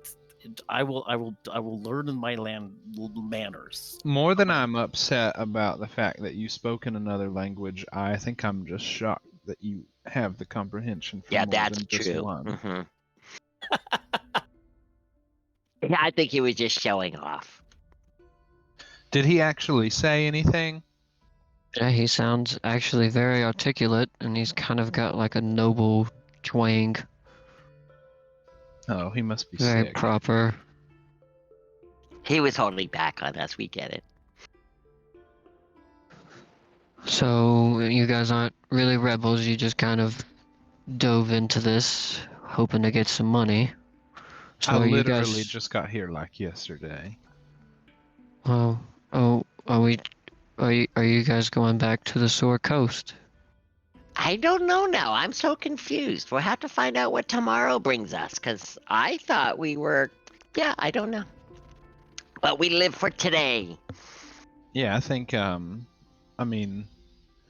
ultimately, the whole reason y'all were going into that dungeon was to find that box from Marlin, and if that's not something you want to do, what do you think? Maybe these Shogun are going to ask you to find that box for them? Maybe we just head back to the dungeon? Who knows? Maybe, but if we're going to a constable, it's probably because That's who has the information on the whereabouts of these rebels, and they want us to go, maybe, I don't know, like your ghost friend over there said, chop the head off the snake. I want to Alright. kill people. Just I don't want to get involved with their politics. I mean, I don't know. We'll see what happens. But I'm not going to go kill people just because they say, "Oh, they're rebels." I don't know. Wait a minute. Are you saying that we're possibly going to be indicted for a rebellion? Spectre, are we in trouble with the constable equals law, right? Are we going to be indicted? Yes, obviously. Oh, They, if we didn't agree to help them, they would have killed us. Weren't you paying attention? We were surrounded by guards and those terracotta soldiers and yes, that's all why that. I told Kirk, the captain here, to speak plainly and quit pussyfooting around, as Leroy would say. Kale, where'd you learn a word like indicted from? Yeah, I don't know. He surprises me Darn it. sometimes. He doesn't know where that word came from. I should have stuttered that word. To summarize, you guys accidentally signed up for a rebellion, and now the powers that be are very upset with you, and now we're gonna have to do something for them to get out of this. I don't know. Yeah, we didn't sign up for anything except for go and find treasure. That's it. No, we need to stop fighting this. We were foolish in our No, we pursuits for weren't. gold and treasure and magic items. And we have now found ourselves in trouble for our lives. We need to focus. Maybe have one more drink for Bryn Snap out and of do it. this task. Mhm. Alright, Snap out so of it. why don't we all just get a good night's sleep then? Think That's right. about all the things that we have done and dragged poor Spectre and Sarah and now Rasmus into. And then wake up in the morning Poor kind of Sarah. feeling refreshed and thinking about our actions. It's an important Sure. life lesson to always remember what you're signing up for. Now I am in a perturbed mood. I may have to stay in my excited state. I was going to be contented for a while, but no longer. We have to fight for our lives. We need to sleep.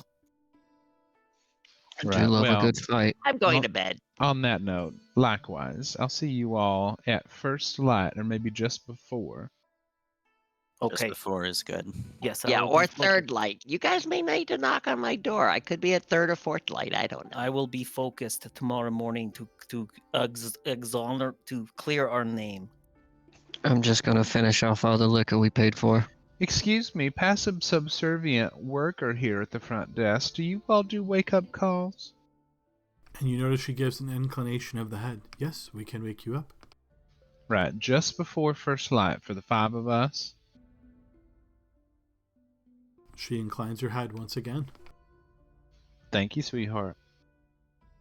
Alright, so as you guys have finished your food and drank your fill of the alcohol here, definitely a different taste than most of you are probably used to, probably other than Spectre.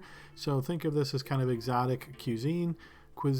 As you make your way back up to your rooms now, having paid the fee, you can see these are decent rooms, nothing special, kind of common rooms. Each of you has your own. As you enter, you can see they are fairly simply furnished. There is a bed, there's sort of a little nightstand next to it, and each of you settles in for your night's sleep. Is anybody taking any kind of special precautions or anything out of the ordinary before we assume you begin sleeping? Do we have how long do we have before first light? Do I have time to Probably- attune to the rapier? Yeah, you certainly do. Yeah, it's probably like 11 hours or something. Yeah, I will do that, and I will also use a spell slot like right before we go to bed, because I think they last 24 hours to make good berries in case we need them. Okay. At a later point. I will similarly use a spell slot now just to kind of put on a That's not the right spell. telekinetic barrier for myself, and I will extend it with a sorcery point. Ooh, I'm not familiar with that one. Can you post that one, sir? Yep.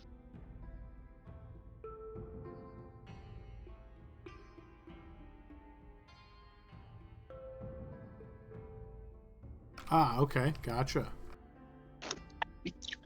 Erasmus is just going to take some of his rope and wrap it around the door handle and tie it, tuck a chair underneath and give himself a good feeling that he's not being going to get ran up on, and he's going to lock his windows and stuff, and then he'll pass out. But he'll definitely protect the room as much as he can.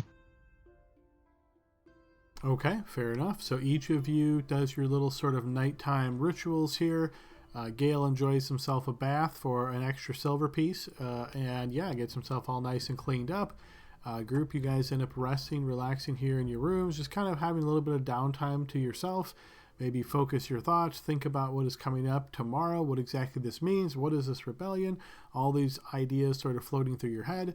Eventually, you each do get to rest, sleeping through before you are woken up in the morning by knocks on your door. I'm going to go ahead and apply a long rest, but as we are about halfway through our session here, just to give us a good separation between that scene and the next one, let's go ahead and take our 15-minute break here, guys. I need sake. All right, see you guys. All See you guys soon. 15. Yep. Alrighty, folks, we are back on the second half of our session here, picking up where we left off. So, group, you have gotten your long rest in, sleeping in this establishment here in the city, and each of you is then awoken by your wake-up call that was requested. So each of you slowly makes your way down to the common room, perhaps grabbing a bit of food and drink and getting prepared as you are just before first light as requested. Well, I'm going to have at least a piece of toast. Do you have oatmeal, miss? You notice she looks at you, and this seems a little bit strange, but as you explain what it is that you're looking for, she gives you kind of a nod and eventually brings you back some rice pudding. Great, I will give her 2 silver pieces for her troubles. And She I know will it's happily more than accept that. enough. It is indeed, yes. I gobble it down. Well, we've got a big day today. We got to be on our game. We should try to, maybe we should try to, be vicious. Is the Fox and Hound very far from here, or whatever that place is called? I know the way. I can show you there. Probably a 5-minute walk, Spectre. Are we allowed to walk outside without somebody watching over us? I assume people are watching us anyway, but we should do as we're told for now.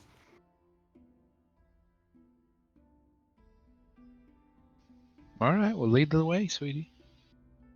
I will lead them directly there. I take my toast with me. While we're doing this, Adam, can I say, overnight, I spent some time thinking about that big horn that they were messing with, and do I know anything about it? Is this specific to the region for, calling enemies into battle? Is it a warning or anything like that? Give me a blind check. First one with a new character. Yep, you may need to drag yourself on.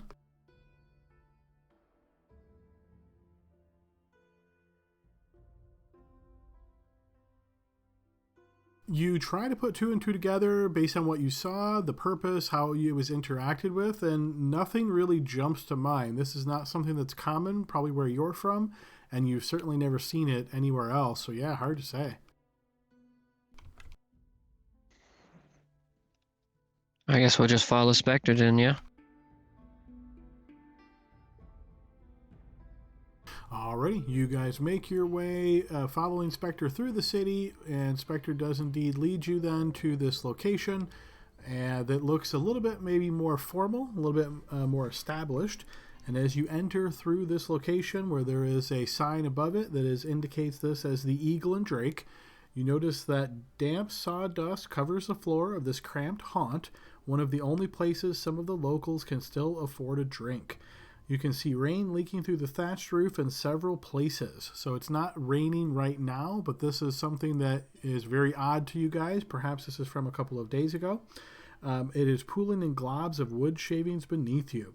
As you look over the scant few faces gathered here methodically, drowning their sorrows in ale, it's clear they're going to need a bigger barrel. The bartender looks at you with eyes of someone who knows out-of-towners by sight and says, "What brings you in here?" We are looking for the constable, the thorny pants. Thistle spine. Thistle spine. Mm-hmm. You notice he nods. Yes, we'll be here shortly. Please have a seat. I stand by the bar. Can we have some Whoa. ale? You all look sad as shit. What's wrong? Who is this question directed at? The man who greeted us. He looks at you a bit confused. No, not said. It's early.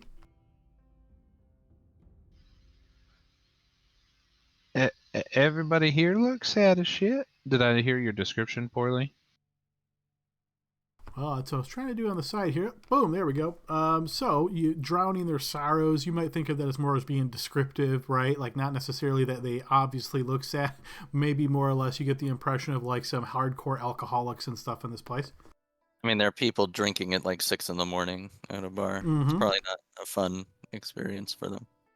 Right, hard lives have been lived here. I'll wait for the guy. All right, so as you guys wait for this gentleman, you notice the door swings open and out from outside walks an older gnome barely taller than 3 feet in robes of vibrant yellow that contrast sharply with his bright red hair and tired blue eyes. 2 large medallions hang conspicuously around his neck. There is no rain here. This was descriptive text from another piece. So let me ignore that piece. So the gnome appears to be relatively dry. He is trailed by a middle-aged human man in a leather cloak with severe-looking knife on his belt. His face a mix of scars and scorn. He looks hardened by the city's circumstances. He whistles a distinct clipped pattern, and all of the locals in the bar stand and shuffle outside. So let me get you guys a couple of images here for visual purposes. So this is the gnome.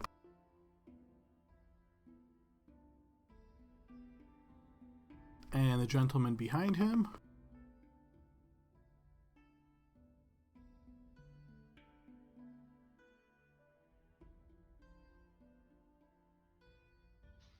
Constable Thistlespine, we presume? You notice he inclined his head. Yeah, that's me. You're not a porcupine. What? Pay no mind to that one. We were told we had to come here to clear our names.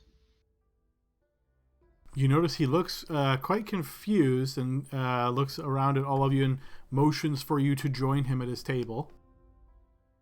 Yep. Well, let me start off by saying you're probably just as confused as I am as to why we're all here. Oh, great. If you don't know what's going on, then yes, you are assuming correctly. Well, I know some, but exactly why you're all involved, I don't quite know yet. All right, well, tell us what you know, and we'll do the same. And you notice he does this sort of sigh, like you get the impression of someone like researching or rehearsing a practice speech, perhaps. Thistlespine's voice is nasal and high-pitched, though not unpleasantly so, as he begins to speak. On behalf of the Council of Master Merchants, I welcome you to the fine city of Sobo Taishu, though I wish the circumstances weren't so dire. Most egregious things are afoot in my fair city, and the Master Merchants do not believe the guard need assistance. They hired me instead, but I'm too old not to have some assistance. Too old for this stuff in general, so I'm using my discretionary fund to pay whoever can help me sort out the disappearances occurring under the guard's very noses. Why are you here?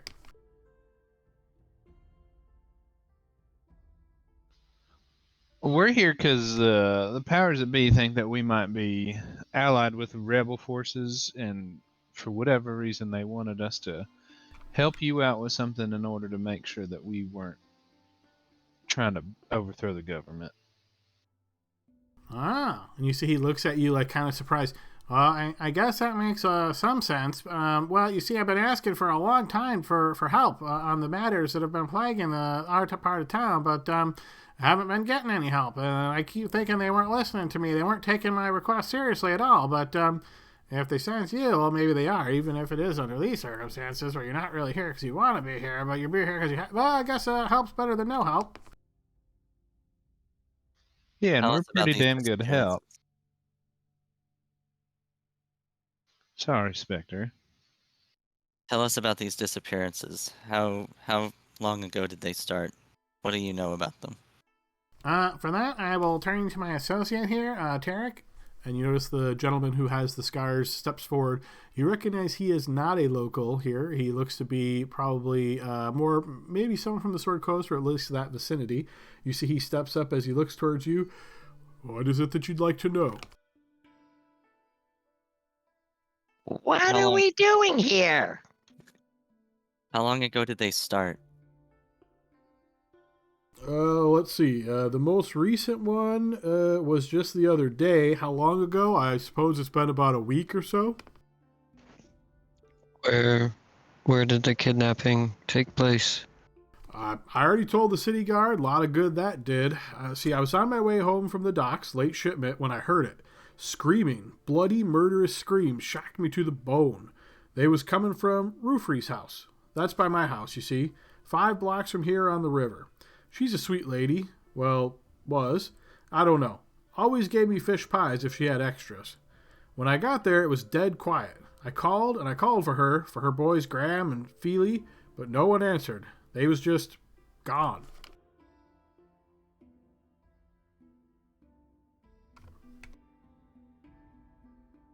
And I guess if there's more than one, did the same thing happen to the other people? The same kind of things, yeah. Very strange shouting and screams and reports. I didn't hear all of them, you see. I just heard this one. What time of day was this? You said it was after your shift. Are you a dayside worker or? No, it was late at night. Yeah, see, I work mostly, but sundown is usually when I'm done. But we had a late shipment. Interesting. Nocturnal activity. How many total kidnappings have there been? And you notice now the gnome looks back toward you. Well, let's see. Altogether, the number of reported here has been 8 so far. Yeah, 8. Yep. Who do you think are doing the kidnapping? Well, see, if I knew that, then I wouldn't need to hire help, would I? No, you have to have a list of suspicions. Are there an adverse a group that doesn't like you? Well, you see, people that are getting taken, they're just kind of like commoners and stuff. So nobody that's really like influential or important. So I can't imagine who would hate them. There's nothing in common between any of the folk. What about where they were? Like, you said there were 8. Are they all in the same area? And you notice Tarek here speaks up at this point. Yes, that is true. They were all taken from the dredges. Are any of you familiar with this? Spectre, you would know that the dredges are the area of Subotai-Shu that is essentially the lower class or the poorer community. Yes, I'm familiar. The slums, essentially. And you notice he kind of grips onto his belt. It's a little bit tighter. You get the impression, Spectre, he's probably from the dredges and doesn't like it being referred to as the slums. Apologies. She doesn't have very much social grace. Ignore her. You're one to talk. I am Were- talking. Good for you to Were know. they all taken from their house, or were they taken on the streets, or at the bars, or where? Well, it's been a combination of things, really. A couple right from their homes, which is very terrifying, of course. Then there was, let's see, McGuffrey she was on her way to home, pretty sure, when that happened. Not from bars, no. It's been mostly like people walking the streets and then people from home. All of these kidnappings happen at night. Most of them, yeah. By the time they get reported, sometimes it's hard to tell for sure. And like I said, we haven't been getting help from any of the authorities. Are they all humans, all of a certain race? Yeah, I guess they are mostly humans. I'm kind of rare here, being a gnome, right? Most of the people here are humans. So yeah, it's not really surprising because that's the majority of the people. But yeah, mostly humans. Any certain ages? Were there any children among the 8? And you notice Tarek speaks up once again. Well, if her sons, Graham and Feely, then those would, yes, they were both children. Constable, so you say that are you in charge of the city guard and they're not listening to you? That's funny. No, you see, well, there's this group called the Masterminds, and they kind of make a lot of the decisions around here. They hired me to do this investigation to try to help find out what is going on here. But like I said, I'm too old for this. This is something that, and you see he taps the medallions on his chest now as he says, too old for this. But yeah, I'm trying to help them out, but the guards don't seem to be interested at all in trying to figure out what's going on. So you want us to go to this Ruffy's house and investigate what happened? Yeah, I think that would be a good place to start, don't you, Tarek? You notice Tarek looks over towards you and nods. Yes, as I said, that is by my house. I'd be happy to take you over there. I know the area pretty well. And none of the abductions left behind any type of indication as to what or who could have done it. No blood or markings or broken bits. There's been some areas that signs of struggle, right? There's some broken stuff. Yeah, definitely stuff like that. We did find a muddy boot print one time. Let's see, what else? There was blood rubbed against one of the barrels that was kind of broken, but nothing that sticks out with know as who did it. Why are the masterminds not getting cooperation from the law enforcement of the city? And as he begins to speak, Spectre, you would know that the master merchants are essentially, they don't really have any power whatsoever. It's sort of like a citizens kind of group that the Shogun and the leadership of Sobo Taishu has allowed to be formed to give the impression that they have some power, that there's something they can do to help the commoners out, but they really don't have any power. The leadership, the Shogun and his people, they kind of treat them as like a joke. But you notice the constable here, as you ask this question, Gale, he looks towards you and he says, yeah, it's really strange. I mean, sometimes, well, not really, but occasionally they do try to help out, but this time it's like they're just no interest. I don't know. I don't get it. Maybe it's because, and you see he kind of glances over towards Tarek, maybe it's because it hasn't hit any of the influential areas yet. All right, I see. Well, I suppose, Tarek, let's show us where this happened, if there's nothing else that you all think is important for us to know. You notice the constable kind of gives an, I almost forgot. If the leadership, you see, I was, as I said, I've got a bit of money set aside to get this resolved and pay people. If you are sent here to help, I'll still pay you though, because I'm sure you can use the money if you're like, mercenaries or whatever you are. But yeah, so I've got some, just when you resolve it, I got some money for you. And you notice Tarek kind of looks that way, looks towards you guys. If you're ready. Yeah, as soon as we can get this all settled, the sooner we can be on to other things. All right, Tarek nods and begins to lead you out. You notice the constable just kind of gives you this little tiny hand wave. And I assume you guys follow Tarek as he leads you out into the streets? Yep. Excellent. A low clinging fog winds its way in tendril-like paths through the cramped streets of the dredges. Tarek leads you along the cobblestone streets of the city of Sobo Taishu down a few less traveled alleyways as rats scamper and scurry beneath your feet. Mind these little savages, he mutters. City's crawling with them. After a brisk walk through another set of slim passages, you find yourself at sea level on a residential street. The houses here are all stacked against one another as if they were built at the same time to accommodate the same sorts of people. This is the dredges. This is my street. Used to be quite picturesque when the tide was rolling out. The sunlight bouncing off the waves meant fine fishing. These days we're lucky if the stench from those factories doesn't block the sun altogether. This way. What are the factories making? Processing fish. Is anybody watching us, Adam? There's people around the streets. I mean, if you're looking for anything that seems out of the ordinary watching you, you can go ahead and make a blind check.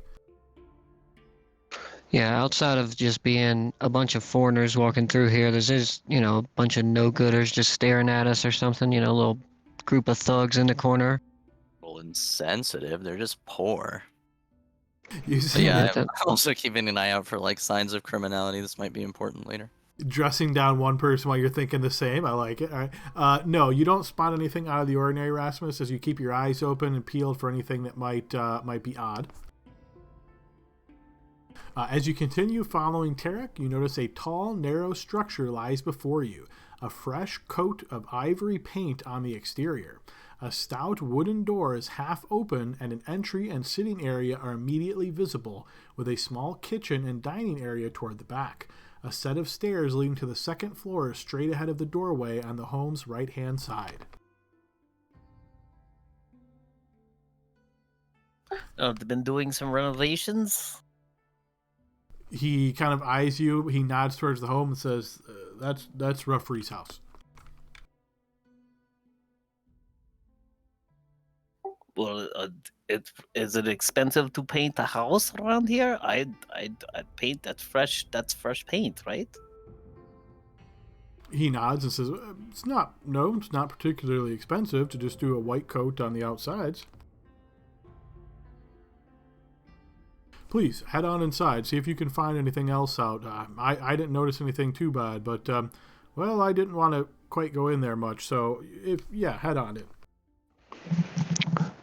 Adam, it says that we can see a staircase leading in, so Rasmus will, take a few steps back and then look up. Is there any balconies or anything like that, where there's a window or anything? Are you doing, a circle around the entire home or just looking at the front? I'll do a circle.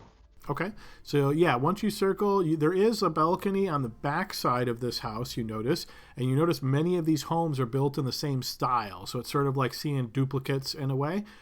Besides this one, that has the fresh coat of paint, that makes it stick out a little bit, but nothing else out of the ordinary. Definitely balcony on the back. You don't see any windows on this one.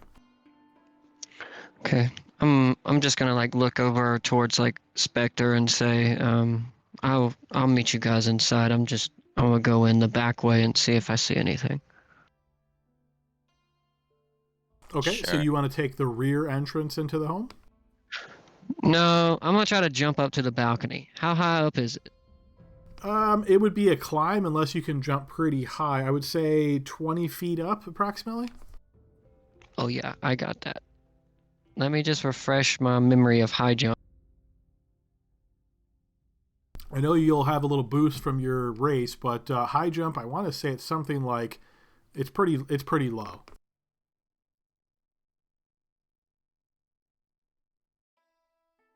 The rest of you guys, as you're facing the front of the building, are you heading in as Tarek has requested? Yeah. Yep. Okay, so you enter this home. Again, most of these homes here, most of you are not going to be particularly familiar with them. Spectre, you might be slightly familiar depending on how much time you spent in residential homes in this land.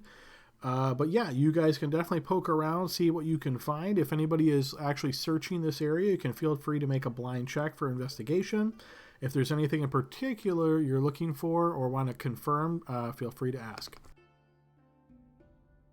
So what's the the layout of the house? Is it just it's like poor people home, right? So it's probably kind of simple, or So what I would say is this home, when I think of a poor person's home from these times that the game is trying to reflect, I think of a super tiny home.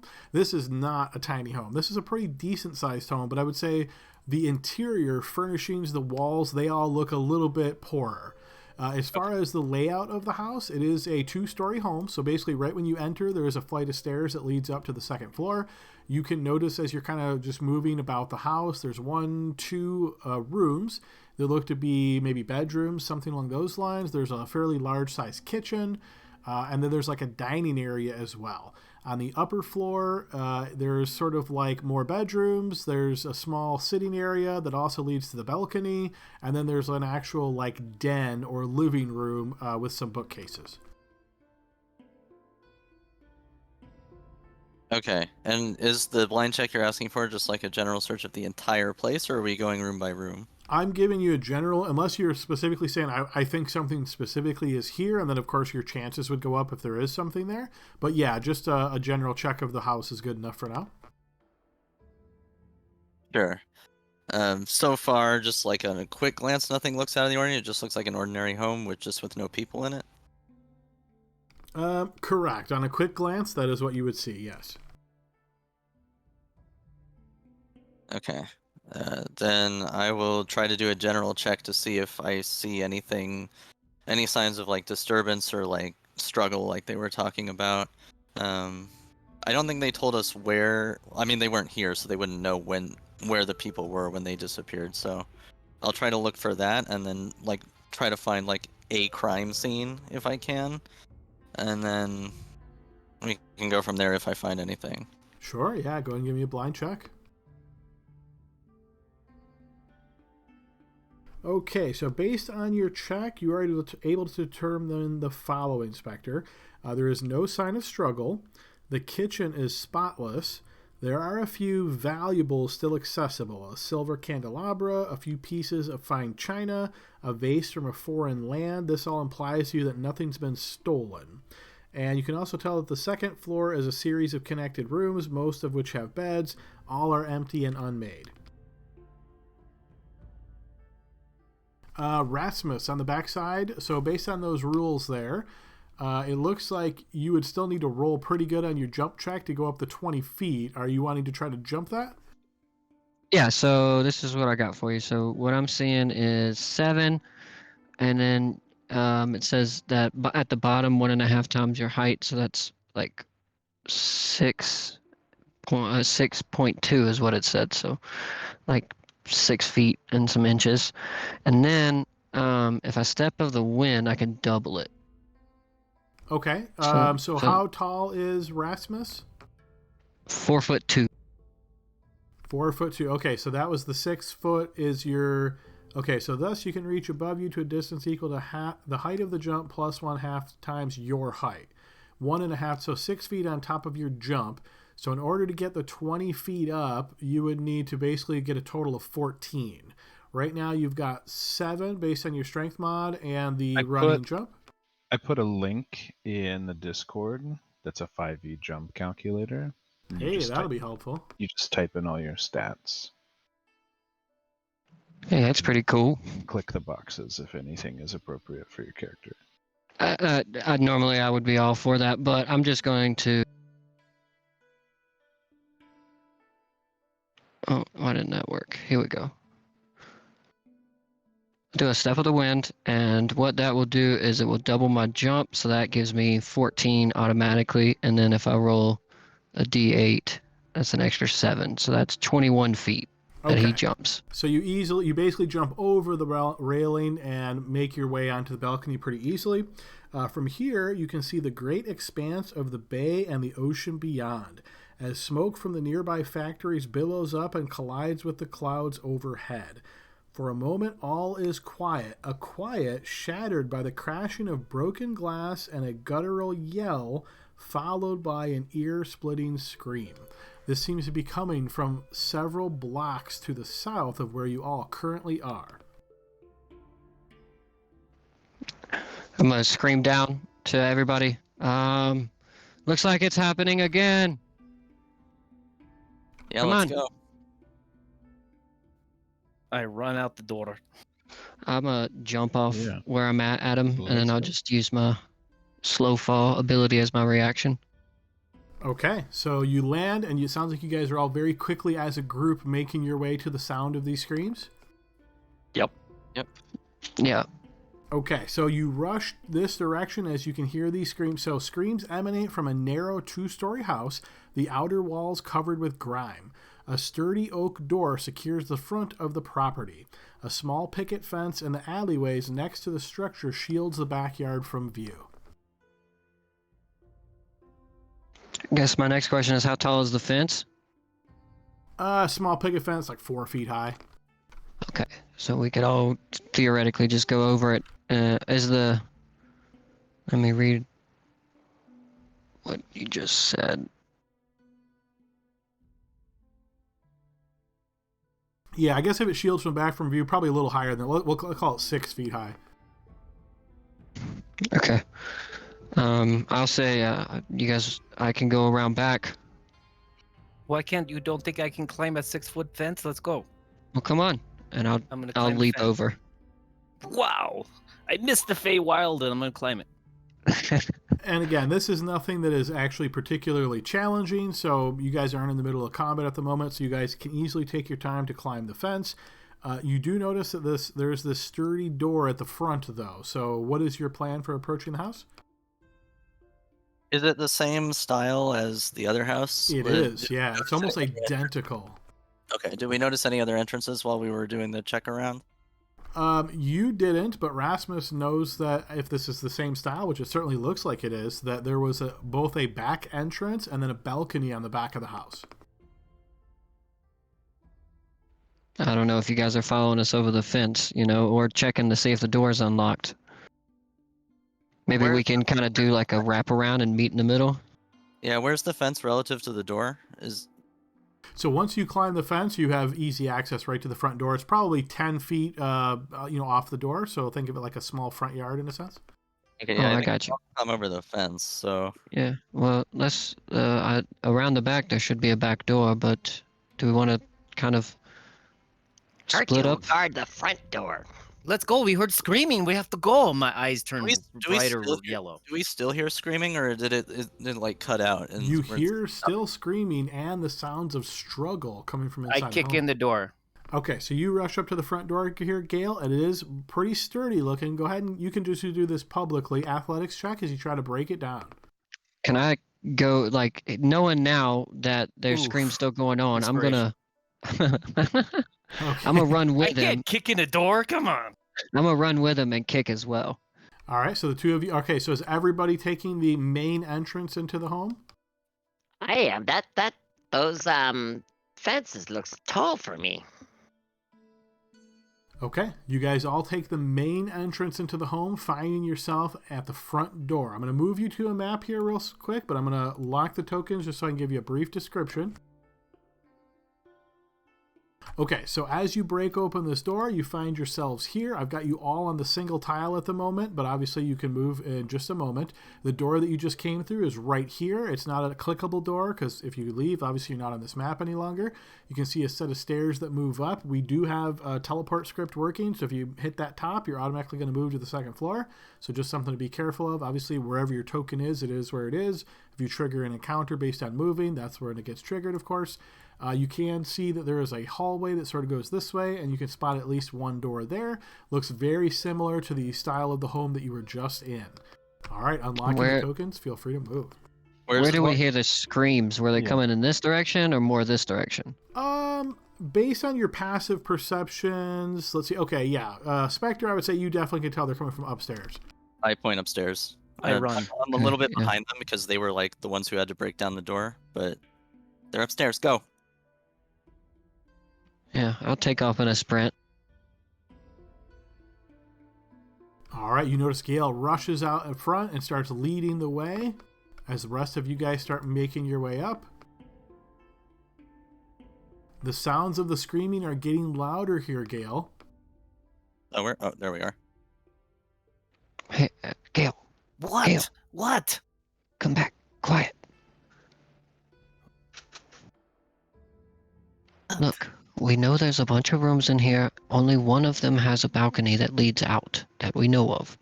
So maybe at this point, we should kind of move more tactically. I don't. But someone's getting hurt. Boom! You hear the sound of a door suddenly thrown open and hitting onto the wall with a big smack. Oh, that's Ray? Yeah, I guess we need to go then. They're in here. All right, so Gale, as you step to this point, you notice as you peek in this direction or look in this direction, There is a blue runner, so think of this as a long carpet that stretches out to your east and then it turns to the south. You're kind of eyeing a small room here as you're standing, and you notice that there is an open door that is into this room where you can see a woman who is being grabbed by several individuals. As you pop around the corner immediately, and obviously not doing any kind of stealth or anything here at this point, we will go ahead and roll initiative to get you guys in turn order. Tried to get the old stealth roll going. I mean, they're Oh my it's like God. active. Yes, I Adam, am can I- first to go. Can I use my inspiration to roll better for initiative, hopefully? Sure, absolutely, you can do that. Yeah. Was it just a dex roll? Yeah, you could just click that. Right. Yeah. Okay. So we'll change you to a 12.03. That's, yep, 12.03. It's way better. Sort the initiative. Okay. So as this is all going on, I'm going to turn on a little bit more high tempo music. Let's try that one. All right. So Gail, you push your way up here. You're stepping up the steps. This individual is grasping onto this woman and leading her towards you. So you notice as he steps here, as I'm moving the door accidentally, as he moves to here, he spots you, and you see he turns back and he says something in a language that you do not understand, and then you see he looks back towards you and begins motioning with his hands. I cast Counterspell. Do you have Counterspell? I was going to say, that'd be really impressive for your character. That's what I got at level 8 was, Counterspell, yeah, absolutely, yeah. So what you're going to notice as he casts this spell, you're going to see this weapon spiritually, in fact, appears right in front of you. What? Now, what does the commoner look like? Does it look like commoner or more of a fancy person? The woman that you're seeing just sort of the edges of looks to be, on a quick glance, again, commoner is probably the best I can give you at the moment. All right, so as he motions with his hands like this and the spiritual weapon suddenly appears in front of you, you notice that spiritual weapon is going to try to smash you, and I will need you to give me a defensive roll, please. All right, yes, you manage to evade that strike as the spiritual weapon kind of flashes over your head. He will notice he then motions with his hands once again, and now I will need a wisdom saving throw.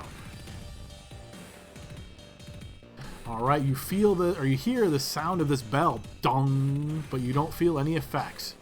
What's the +1 for? That's only if you have Shield Master. For Dex only. Notice how if you put your cursor there, it will tell you exactly what it is. All right, that is his turn. Now we move to your turn, Gale. He's a spellcaster. I can walk through this thing. 1, right? 10. Yes, it is just a spiritual weapon. You can walk right through. 15 there. Now, what is she? I get a better look at her. She looks to be an older woman, maybe in her 50s. She is dressed in the same type of the same type of attire that you've noticed other, I will say, women here in the dredges of this location. It looks like they have hands on her at the moment, at least the two right next to her, and they were trying to pull her your way right when this occurred. Now, what do these creatures look like? I can't even see it. Oh, he's got his hands above his head or something? So essentially, think of this as a man wearing a robe and a strange ceremonial type of mask that in his hands is a dagger. Okay, I'm gonna come up. What are you doing? Why are you taking her? And I'm gonna grab her on the shoulder, attempt to grapple her. Okay, yes. She's not going to resist you, so you can use one of your attacks and auto-grapple her. Okay, and then I'm going to try to drag her back this way, towards us. Okay, so now I'll need you to give me a athletics check to see if you can pull harder than this guy. You can. All right, so you pull her back to there. He's, well, yes, you get her there. If you want to move her again, you'll auto-break his grapple. Or actually, I'm sorry, there's two of them grappling, so you broke the first guys. Give me another check if you want to move back again. Oof. This one, however, you're not able to pull her, so you can move where you are and drop the grapple, or stay right there and you're still grappling. I'm gonna keep her. I'm gonna hold on to her. Okay. I shield in one hand, holding on to her. Let her go! Are you? Quit kidnapping people! Got him. I'm sure they'll listen. All right, Kurt. Oh my gosh! Oh, tough crowd.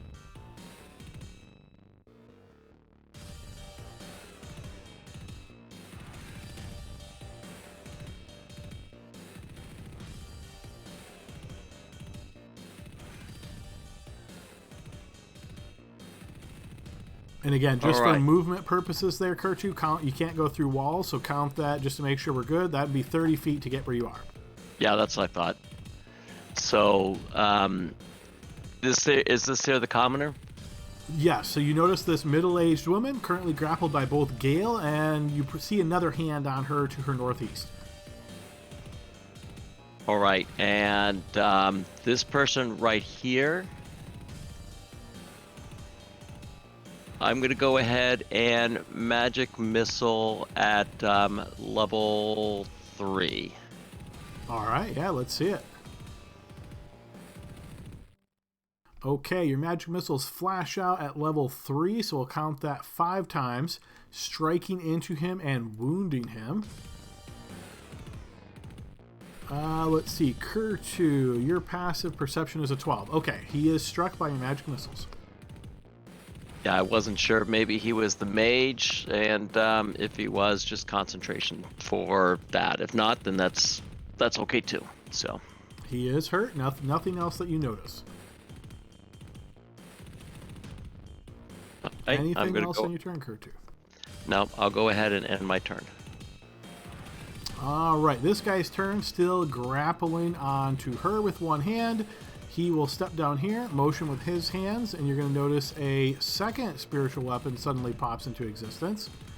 And it is going to smack at Kurtu. Kurtu, defensive roll, please.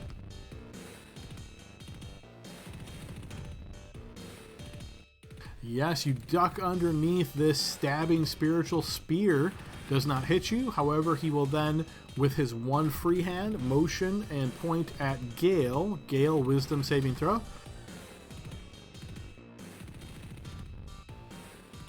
Gale, this will count as a critical spell cast upon you. Please roll a critical necrotic strike upon yourself.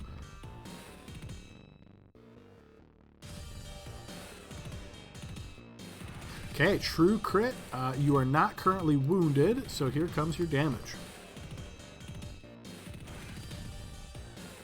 Okay, that's going to be 15 points of necrotic damage against you, Gale. Spectre, your turn.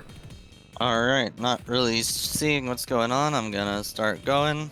Bunch of 5, baddies. 10, 15, 20, 25, 30.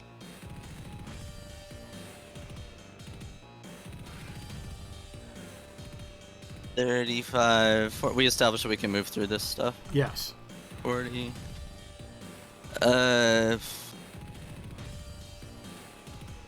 What's the lighting situation like in here? Only the lights that you guys give off yourself. Awesome. So then, even in this room, can I see past Gale? Whatever you can see through your vision, yes. Okay.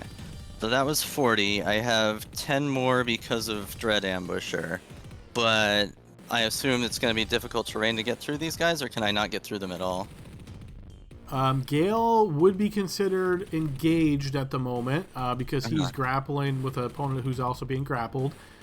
You could move through him at difficult terrain speeds. What about the woman? Same thing? Same thing, yep. Okay. Then I will spend a key point to Step of the Wind Dash as a bonus action. We'll find that on my sheet. We built that in. Yeah, actually, I just it's updated possible your use key thing, so it should be real easy for you. Click it, it's going to prompt you what to do, and it should all work for you. Okay. Super clutch macro. Hell yeah. So now I got 50 more feet of movement, so I can easily get past these guys. 10, 20. All right, as you enter the room proper now, Spectre, just to make sure you see what you're seeing, this right here is what you would consider like a privacy screen. You'd be very familiar with these. They're typically used to allow people to change clothes or sometimes have bathtubs behind them for more privacy. It is very flimsy, so it blocks your vision, but if for some reason you wanted to smash into it, you're pretty sure you could take it down quite easily. That's alright. I'm going to go for the injured guy here. So 25, 30. It's still dark in here, I assume, so I'm going to make my... I'm going to draw both weapons as my feat allows me to do, so the Sword of Gloom and I guess the short sword, because that's all I got left here. So here comes 3 attacks. Now, for extra attack, do I get to choose which weapon, or is it always the main hand weapon every time? You get to choose. That's okay. I will go ahead and do the rapier, because that is the magic sword. So 3 attacks, potentially at advantage. Who knows? We'll find out in a second here. You hit and then miss. Okay. So here's 8 damage, no necrotic because it's not active. And this is magic damage. Okay, your blade pierces into him, wounding him, cutting in through that robe like part of the cloth. You can see it's kind of like bare now, and the wound is easily visible to you. Okay. Do I notice anything about this guy? Like on a quick glance, is he noticeably human, or is he? He's human size. Nothing about his appearance gives you anything that he's not a human, but he is wearing a mask. Alright, I am good here. Alright, on his turn, Spectre, you're going to notice this wound you just dealt him, it starts knitting itself up. Okay. And in response, you're going to notice he motions with his hands, pointing towards you, and you're going to see now a third spiritual weapon pops into existence. Okay, so he can see me? He can. Okay. Alright, as it pops into existence, swinging down towards you, I will need a defensive roll, please. Okay, I gotta change my AC real quick because I drew weapons and now I get +1. And then I will do that for you. Defense roll. Alright, I'm you fine. duck under that very easily. He will then motions with his hands once again, and now will need a wisdom saving throw. A wisdom save. Saving throws. Wisdom. That's gonna hurt. Yes, you feel this necrotic energy run through your body. You haven't suffered any damage yet, so you're going to take 4 points. That's not public to you, but it's going to be 4 points of necrotic damage, and I'll switch that to the public for future rolls. Okay, Rasmus.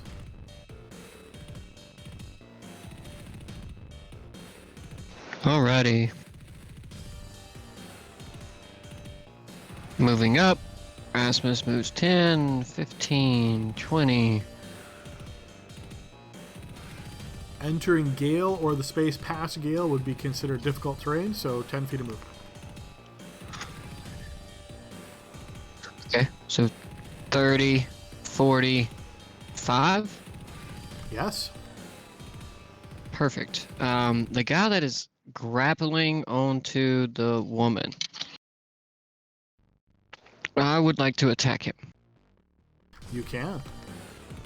So you guys see as Rasmus kind of shuffles his way and pushes in and like finds the free space, he kind of like flexes his back muscles and reaches over and draws out that long battle axe, and he carries it in his left hand, which has the blue and white ombre tattoo that runs all the way down it, and he's gonna pull it over his head and take a big strike at the creepy looking dude in the mask. Here we go. Yes, that battle axe will connect. Slicing in and wounding him. Perfect. And as, like, with the momentum of him pulling the axe down and it slashes across his chest, you see him lean his weight forward and bash the guy with his head. He's got this cool racial ability called Ram, and it allows him to use his head as unarmored strikes. Cool. That will hit as well. Cool. Here we are. As your battle axe is just a regular axe, or you're striking as magical, right? Yeah, so I've got this and I've got this. Okay, so these are all fully effective as you hit him with your ram horns. Perfect. And because I used unarmed strike, this also goes into effect as you see him as he kind of settles himself with a spin and pulls down into a defensive position. And that's Okay. his turn. All right, Sarah.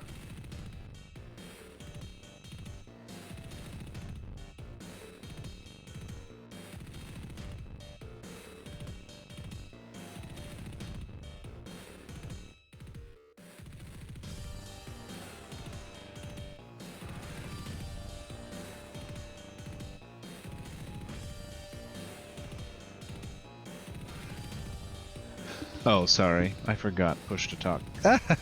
So I'm slowly walking around the corner. I see these. I'm assuming these are spiritual weapons. They are, yes. I don't know that I've ever seen one, so I don't know if I can move through it or if it's going to attack me or if I should even get as close to it as I am right now. I think based on the level that you brought your character in, I think it's safe to assume Sarah knows that you can move through spiritual weapons and they don't get opportunity attacks. Okay. But I think, regardless, I'm in a decent enough spot. This one is holding on to the lady. Yes. Okay. I will just kind of like rear my head back a bit, and I will kind of spit out a large glob of acid at these two here. Okay. Alright, and give me 2 spell effect rolls, please. Okay, the first guy will not be affected. However, the second one will, as he's burned by that acid. And I think...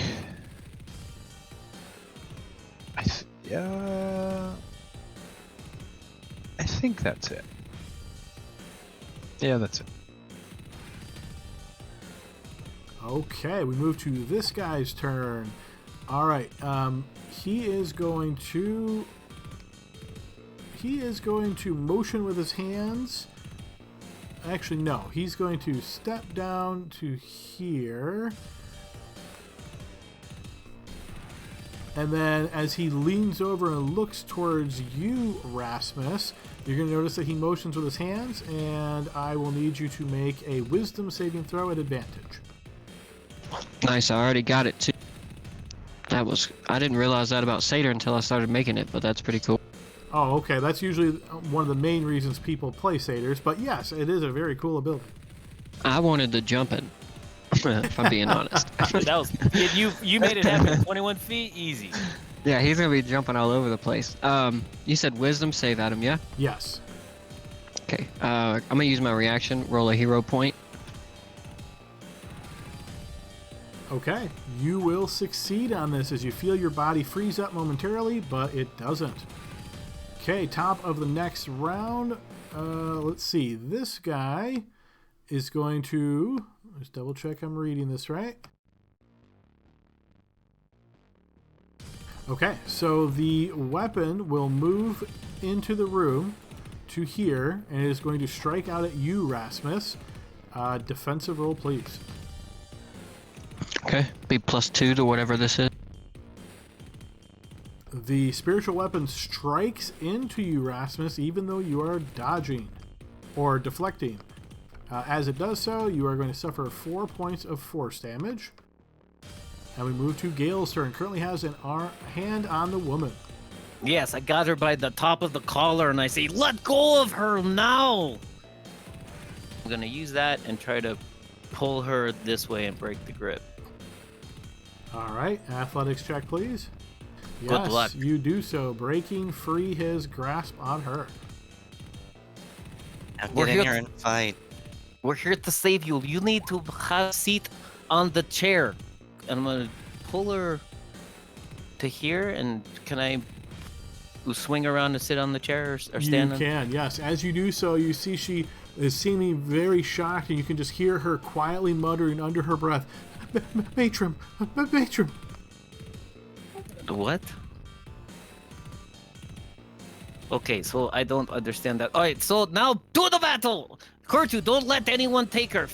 Or you, Sarah. So that's what I'd say. Went 5, 10, 15, 20, 25. Well, remember, when Oh. you're grappling and pulling, you're moving at half speed. Let me back that up. I moved there. So that would be 10, 20, 25, 30. So then I will do action surge to dash. Dash to there. And then I'm going to take my slashes with my dragon sword on this creature. So you'll have 1 slash left, right? Because grapple. Or I'm sorry, no, Yep. you didn't use an action. You were already grappling her. So yes, as long as you got the movement to get there, you can make your attacks. That will connect. He is not a dragon, but he is badly wounded by that. All right, let me take off the dragon one there. I hit the check mark. Chase taught me how to do that. Okay. No. Oh, second attack. The second attack will miss. Even with the What? flank? Oh, I'm sorry. With flank, that will hit. Yes. All right. With that strike, you will see he drops to the ground. You said that the more trepidatiously than you normally do. Does he look like he's down or half down? They regenerate. Oh, shoot. Okay, well, that's it. End my turn. All right. Next up is Kurtu.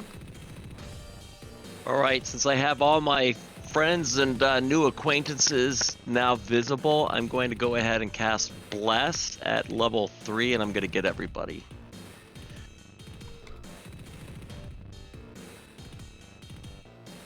That's nice.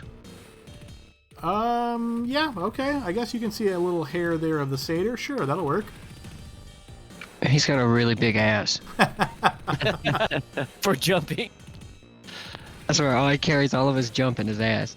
Yeah, so everybody's blessed. Thank you.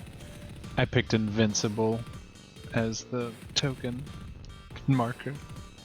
Wait, who's... Oh, 4 people are blessed. They have that really cool toggle spell, and then you can just click it, and it goes boom, bless. Okay. And then I'm going to go ahead and... Actually, I'm sorry. One thing I got to take back. I don't think you can see Spectre right now, can you, Kurtu? Because you're using dark vision. Correct, yeah, I'm using dark vision, but I don't know if there's light in the room, so I just... There is... blessed. Okay, I'll let you make the decision since you're the blessed guy. This applies to enemies the same way. This one doesn't say you have to be able to see them, and she is within 30 feet. Do you want to say you don't need to be able to see her to cast it? Again, meaning that if enemies cast bless, same benefits for them. I would just assume that I would have to see them, because that's just... That's what my I understanding typically of go with blessed. as well, because otherwise, how would yeah. you bless them if you can't see them? But I wanted to try Yeah. to give you a little edge there. But yeah, I'll go with that. So do you want Okay. to make it a second level cast instead Yeah, of then third? I'll drop it down to a second level. Okay, perfect. Let me just do so. I'll do some mechanics after that. Sure, yeah. Can I see? Obviously, this guy's down, to the best of my knowledge. But I can see this other guy. I'm gonna go ahead and move here. I know I'm gonna get a minus on him, but I'm gonna go ahead and use a sorcery point to try to cast Firebolt on him. Quicken spell Firebolt the guy that's on the ground? Yeah, I'm gonna try to hero point it too.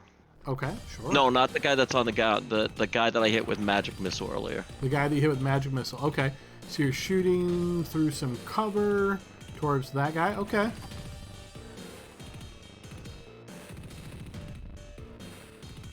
Yeah, that's why I blessed myself first too. You know. That helps, yeah. That will hit. All right, yes, burning him. You'll notice that he also drops to the ground. And then I'm going to drop down here. And that'll end my turn. And then I'm going to fix my spell slot thing. So. Do I notice that their little magic hammers are still there? They are. Oh. All right, Gale, you're going to notice this guy stands up as his wounds rapidly heal. How do you kill these guys? As he stands up, he is going to, first, he's going to have his spiritual hammer come here and swing at you, Gale. Defensive roll, please. That will manage to connect, smacking into Gale for 4 points of force damage. He is then going to motion with his hands as he points at you, Gale, and I will need a wisdom saving throw. I would like to use my reaction for this. All right, you spend your reaction to add to your saving throw. And with reaction plus bless, that's going to be a 19. You will succeed as you feel your body momentarily freeze up, but it doesn't. Spectre. Alright, well this guy just stood back up, so I'm gonna stab him again. First I'm gonna use my bonus action to speak my command word to empower the Sword of Gloom here. I don't know if you saw it in the chat, but I changed it to the abyssal word for nightfall. I don't know what that is. I don't either, but well, yeah, okay, sounds We'll, cool. we'll call it. It sounds cool. Yeah, so- there it is. Just spell Yeah, that phonetically for us for next time. Yeah, we'll get there. So first attack. Yes, that will hit. Okay. So, and I believe I get sneak attack as well because an ally is nearby. You would, yes. So, it's been a while since I've been able to do this. So, another 1 whole point. Oh, you jinxed it. You should have said nothing. So He a total of is wounded and drops to the ground. Okay. Hit him again! You will keep standing up!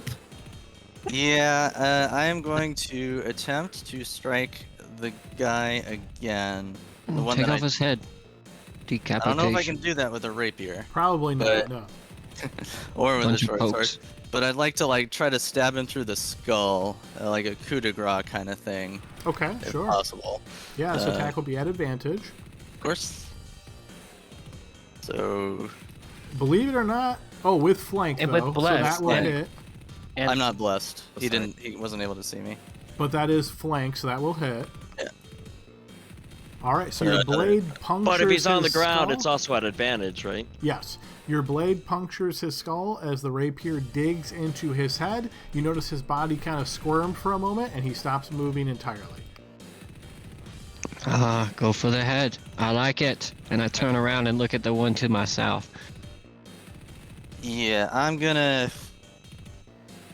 That was number 2. So does this spiritual weapon disappear? I don't know if it disappears, but you're pretty sure it's not going to be moving. Okay. Yeah, I'm gonna stay here. This is the door, right, next to me? It is, yes. Okay. I'm just gonna block the door in case they try to get through me. Where's my intern button? Alright, this one, you notice his wounds rapidly heal. And then he will spend half his movement to stand. And the spiritual weapon is going to swing down at you, Spectre. I attempted. Hello? Yep, I can hear you. You dodge the spiritual weapon. He will then motion with his hands as he points out at Rasmus, casting a spell. Sweet. I will do my good old reaction again. I think you already used it, right? You don't have your reaction back yet? Oh, has it not been a full wraparound yet? Because your next turn. You'll be okay. You got it. Yeah, well- You're fine. you're Famous safe. last words. And bless. Yes, once again, you feel your body wanting to freeze up, but you're able to fight through this and are not affected. And Rasmus, your turn to get your reaction back. All right. So Rasmus is going to kind of twirl the hammer around, or the axe around his body as he walks down, kind of gladiator style, towards these two knuckleheads. And he'll swing at number 1 here with his axe. But as he's walking, you see all of his energy kind of, starts sucking in from around the space, and it looks like, kind of like little orbs of light that begin to fill him. And he smiles and his horns grow, and he kind of looks around to see if Sarah can see how long his horns are. He's going to use his bonus She action to certainly rage. cannot. I think it depends on how big they really are, huh? It's not Yeah. really about how big it is, it's how you use them. Somebody had to say it. All right, just go ahead and And make if your he attack. misses, I'm gonna laugh. All right, give me 2 seconds. The only good Here news is neither Kurtu nor Sarah will be able to see if you miss right now. That's how he looks when he goes into his rage. He looks like incredibly mirthful, very happy, I don't even And, want to say what that looks like to me. and he is going to take a swing. Yeah, here we go. Yeah, let's do 2 hands. All right, you swing out but miss. Okay, and he's gonna twirl in a full circle and come around again to see, and he's laughing, Joker style, while he does it. That one will manage to connect. Nice. Slashing in and wounding him with your magically affected battle axe, yes. Perfect. And that's it for this turn. I believe bonus action, movement. Yeah. Okay, Sarah. All right. We move over to see what's happening in this room and why the goat is laughing. 10, 15, 20. I'm assuming I can't get through Gale. I'm not engaged with anyone in combat. You can enter his space normal movement. Okay, so then I'll go there and then here for 30. Okay. And I just see the 2, so I'm assuming that's all everyone else sees. And I'm going to kind of point a finger at both of them. And I will go ahead and twin my next spell. And it will be a Dissonant Whispers. Alrighty, 2 spell effect rolls. We'll go left and then right.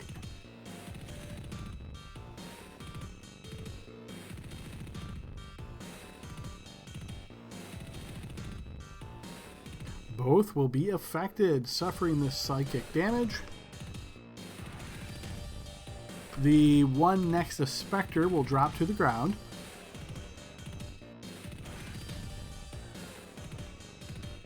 The other one will immediately use his reaction to start moving away. Rasmus, would you like to use your opportunity attack? Yeah, for sure. All right, go ahead and make your attack.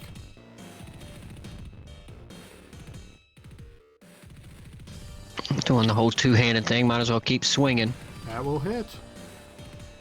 All right, as he's trying to clamber over this cabinet here to get away from the terrible whispers, you strike him and he falls atop of it, just kind of prone there on the cabinet.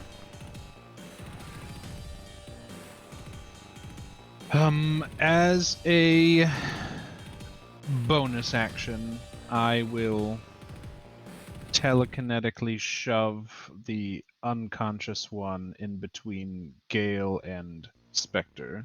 So pull him closer to... Yeah, he can't resist. Yeah, that'll work. Yep. And then just kind of say, stab it in the head again. Good plan. Wish I'd thought of it. Alrighty, this one's turn. He will step to here. He is going to... so, what you're going to notice this time, Rasmus, as you've shaken off a few different spells, you notice he says these words and this language that you recognize, I would say, as Abyssal. Does anybody speak Abyssal? I sure do. Spectre, you hear, "Coat my hands in the darkness of the nether regions," as he reaches forth to touch Rasmus.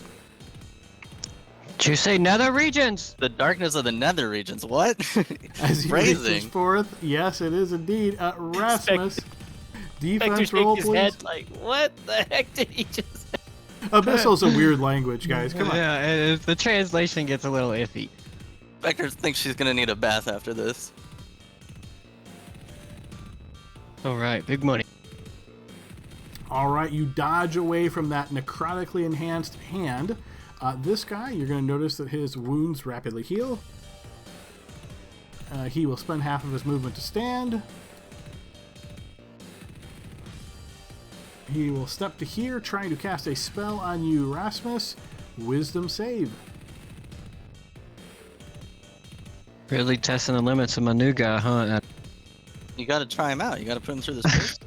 You are able to shake that off thanks to your magic resistance. And we move to Gale. Okay, Gale's going to go over here and say, "Lady, are you... Just stay... Oh, Kurt, watch her. Make sure no one takes her." So that's 5. Can you please kill this guy? Yes, I will slap his head off. Fine. I'm going to attack with advantage on the guy at the ground and chop his head. All right, that will certainly hit. That is an auto crit, but don't worry about rolling it because that is enough damage that he is slain. Okay, so that's 10, 15, 20. Haha! 25, 30. I'm going to second attack on the guy between Rasmus and I. Okay. Yes, that will connect. He is dropped to the ground. And then I will bonus action this one. As I just get my second wind, I just go, "Arrgh!" and I'm just going to shake it off. Okay, Kurtu.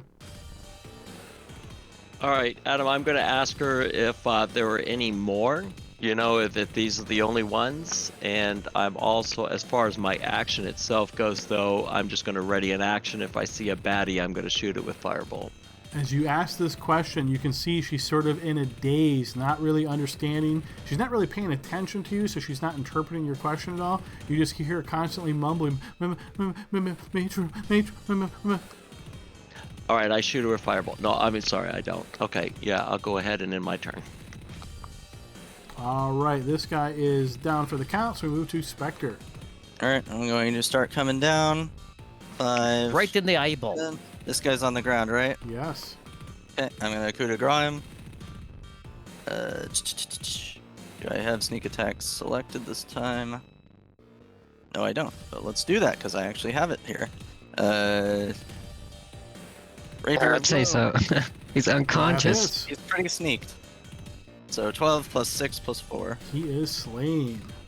All right, and then I'm going to. Does it look like I can get up on this thing, or is it going to cause me problems? It's a pretty wide cabinet. It looks like you could easily stand on it, assuming it supports your weight. You should have no problem.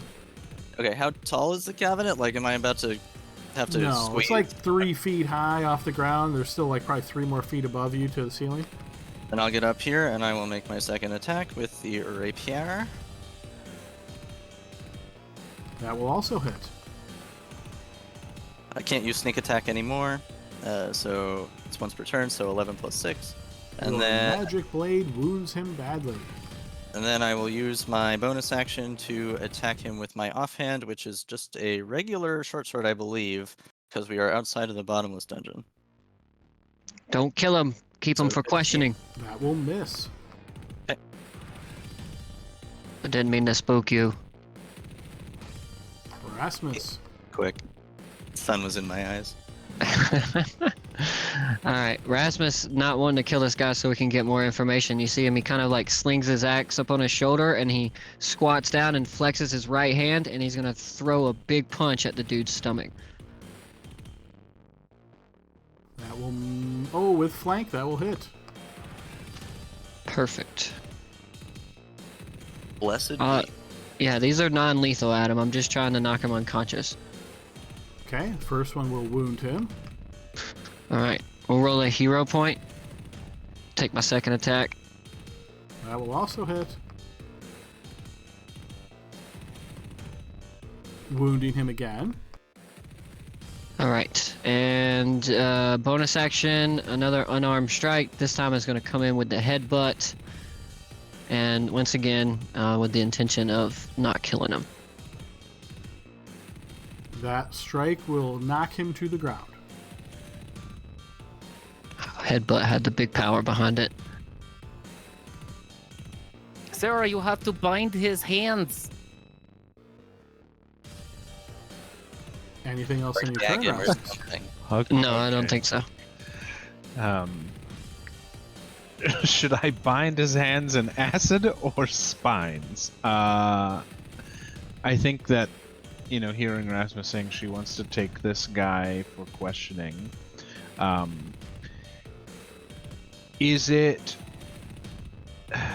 the mask that they're wearing in the token? Is it like similar to what they actually look like? It is, yes. All right, I will. I think since they plan to question this man, I will kind of just attempt to, using my little telekinetic mage hand, try to remove his mask and bring it over to me. Okay, yeah, I'd say you can do that. Struggle a little bit with your mage hand, but yes, it kind of, there's a strap on the back of it, so you manage to pull it off as the hood kind of floats back. You will notice a local-looking man who his face at least, and you have the mask in your hand. Yeah, I would just spend the rest of the turn kind of examining the mask for any type of, I don't know, like I guess getting a better look at it. Okay, you can tell it's not real gold so far. What you can see, it's almost like gold plated, maybe, or maybe not even that. It doesn't look particularly valuable, but that's all you can divine so far. I bite it and I break it over my knee. All right, you're going to notice his wounds heal as they do, and he does not even stand up. You're going to see he puts a hand into his robe, puts it to his mouth, and you see as he consumes something, you see he falls to the ground. We are out of combat, folks. I'm gonna yank that thing out of his mouth, yo. All right, as he is on the ground and you start playing around in his mouth, trying to figure out what is there, you can see a strange-looking liquid is on his tongue right now. You assume he has swallowed most of this, but some of it, perhaps, is still on his tongue. Quick, Poison. I'm gonna wipe it off his Yeah. tongue. I'm gonna wipe it off his tongue as quick as I can. Make him puke. Make him Yes. puke. All that already- Heimlich maneuver, whatever it takes, I'm doing it all. We need like a medicine check to determine he's already dead. You can Ew. certainly make a blind check to see if you can determine anything here. I'm actually proficient in medicine. That's weird. So I will say you're able to determine two things pretty quickly here. This is some kind of a poison that he has just consumed, but the color of it is odd. Most poisons are like green, maybe black, something along those lines. This one's more of a silvery color, and as you begin putting your hands on him, trying to maybe try to get this liquid out of his stomach somehow, you realize this is a very quick-acting poison. Yes, he is already dead. It's In other words, you can't So then question I- him. I sit on. common in our line of work I'd for rest exactly back. that reason. I rest back on my knees and say he's lost. No shit. Where's the girl? Can I like go through their belongings, see what they Yeah. You can, yes. So they are wearing these padded robes. It's fairly thick, you realize, as you start pulling through their stuff. Each of them has a coin pouch at their side containing a small amount of coins. With all four of them, you're able to collect 45 gold pieces between the four of them. Each of them does have a dagger in their sheaths at their side, but you notice they did not seem to ever go for this. And sort of tattooed, or probably branded is a better term, into their left hand palms is this strange symbol that you don't immediately recognize, but Spectre, you can make an Arcana check to see if maybe you know what this is. I think the player might know what it is, but I will do that for you in a second as soon as I figure out what 37 plus 45 is. 70 plus, I should carry the 2, 82. Got it. Quick maths. Yeah, I will do a blind check for you.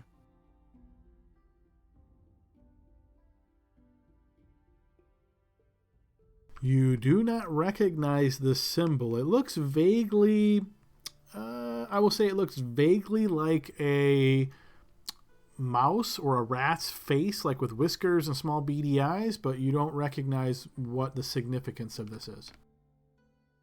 Well, somebody might though. So I will make a mental note of it. Can I like, do we have like parchment or anything? We could like try to draw it. And I can just chop his hand off. that also works. We'll you- probably take the bodies to the authorities. Yeah, but let's chop one of their hands off first, so we have the little thing. Okay, I'll chop this man's hand off. Chop. Okay, yeah, That's assuming you have very a puny slashing chop. weapon, you easily can do so. Needs to be more fluid in your motion. Well, I'm okay. I like You lift should my also leg. take one of their robes and one of their masks, so that way, we can show people in case these guys disappear or something. Who knows? We should take them all in case we need to. There's more of these guys, and we need to get into their little base. It's good disguises. Excuse me, miss. I think you're okay now. My friends and we seem to have taken care of the baddies. Who's your matron? You notice she looks up now and you can see tears still streaming down her eyes. Matron, my husband, they got him. Oh dear, we're gonna have to help you with that. My name's Kurtu. Who are you? And you notice she's still very upset here as she's looking towards you, and she's trying to talk, but you get this all sort of like sniffles and crying and a lot of emotion that you don't hear a clear voice come out. That's not very helpful, to be honest with you. So, like I said, I'm Kurtu. This is my group of people. I'm the captain, right? And but where's your husband at? I'm a Trenia. I'm a Trenia. Batram's he's downstairs.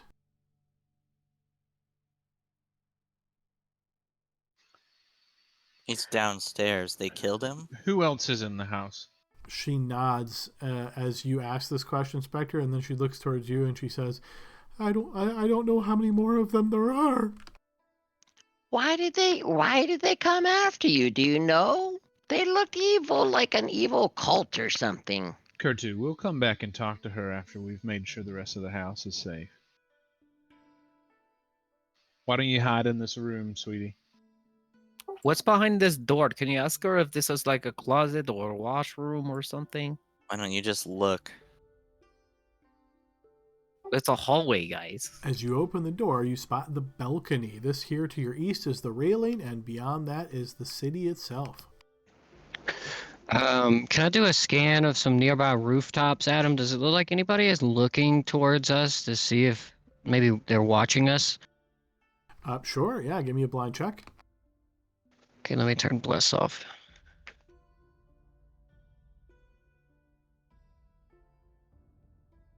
It's hard to say. You do notice about 5 houses over, so maybe 80 feet or so, past these different eaves and raises and things like that of the roofs, you can see a very pitch black raven that's kind of like doing the whole cocking its head as it looks at you and its eyes are blinking. It's hard to make out much from this distance, but as you watch it for like 5 seconds, trying to determine if there's any significance here, you see it just swoops down.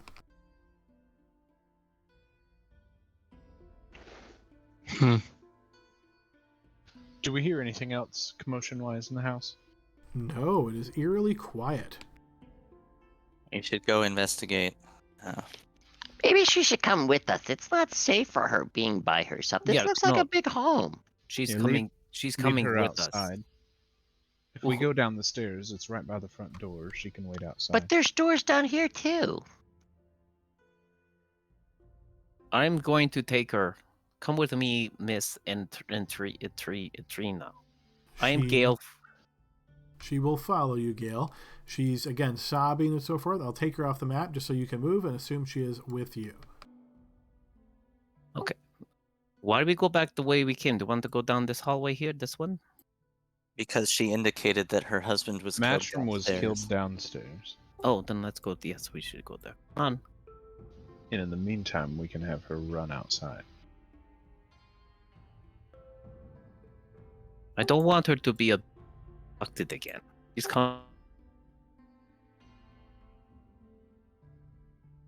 Okay, I'm going to step on to the next one.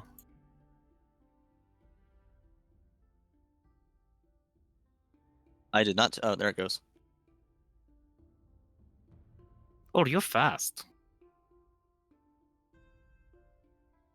I would be, except roll 20 is being slow for me. I'm opening the door.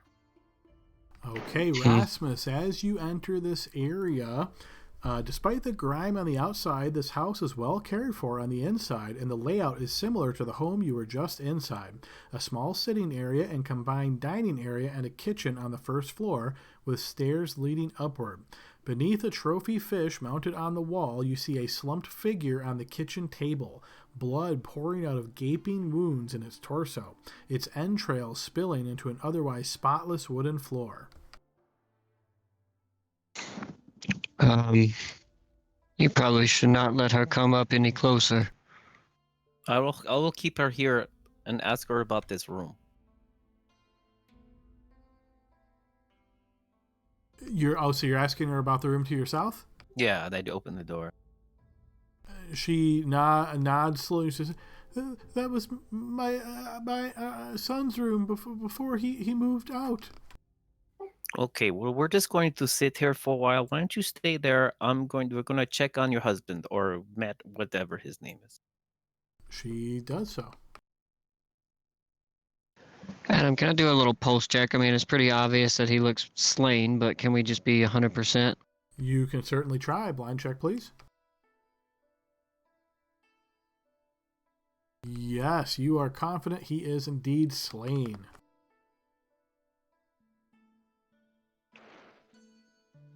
Did I notice any blood on the daggers that they had? This guy's wounded. It looks like he's been stabbed a bunch of times, right? Yes, So- nobody pulled a dagger out of sheath or whatnot, but if you want to just assume you maybe run back up there and check real quick, yes, you do indeed find that. Okay, I I thought that collected we them. said someone got everything. Yeah. If you look up there above Adam posting the name, I collected the robes, the mask, and the daggers. So I'll hand you the 4 daggers, and I just wanted to know if the ones upstairs were the same ones who killed this one, or if there's more we have to worry about. are there any blood trails outside of where he's at now, Adam? Like, does it look like he was moved or dragged to that area or walked? Yeah, blind check to see if you can spot anything like that. You do notice on this hardwood floor that there is the soft outline of blood tracks, like boot prints with blood, that lead off in this direction.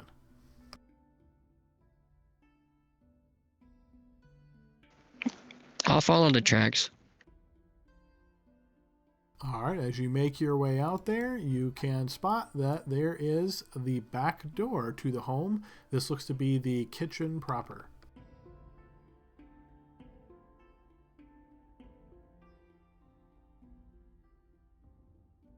Can I go out the back and see if the footprints continue?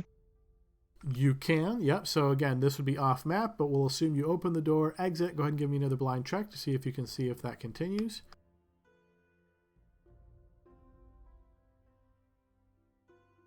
You can see that they definitely exit the home, but you pretty quickly lose the track of where they lead off to from there.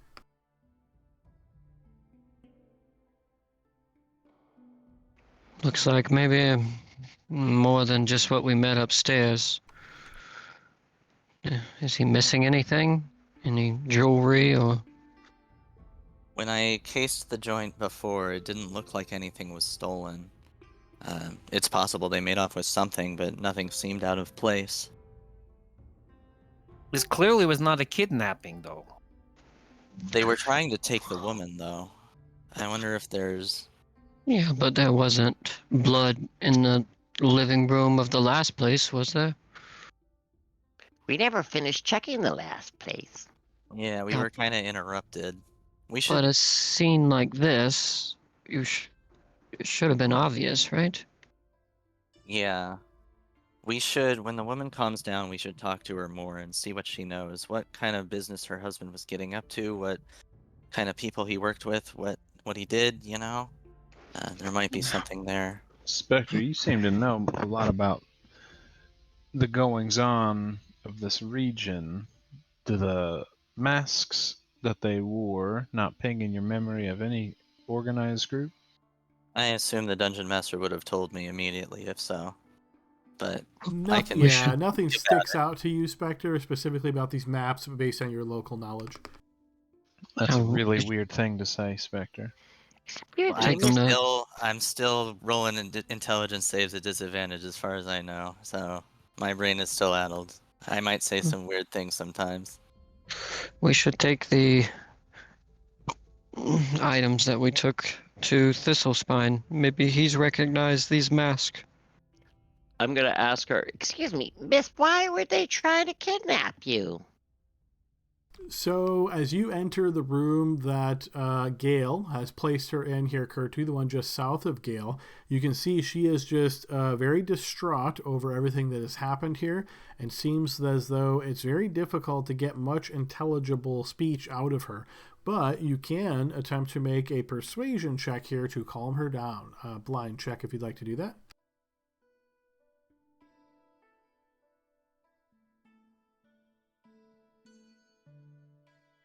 She seems very distraught, and even though you're trying to calm her down, the presence of a Dragoran such as yourself doesn't seem to be easing her pains at all. Usually I just bring sunshine to everybody, Adam. Look, Okay. Miss, you can't stay here anymore. Your husband has passed away for sure. But we're trying to help and figure this out. So, it's best to stay with us as you can. Do you have any medications or things that you need to remove from the house? As you ask this question, Sarah, Spectre, those of you in the hallway, you hear a voice from the front door shout out.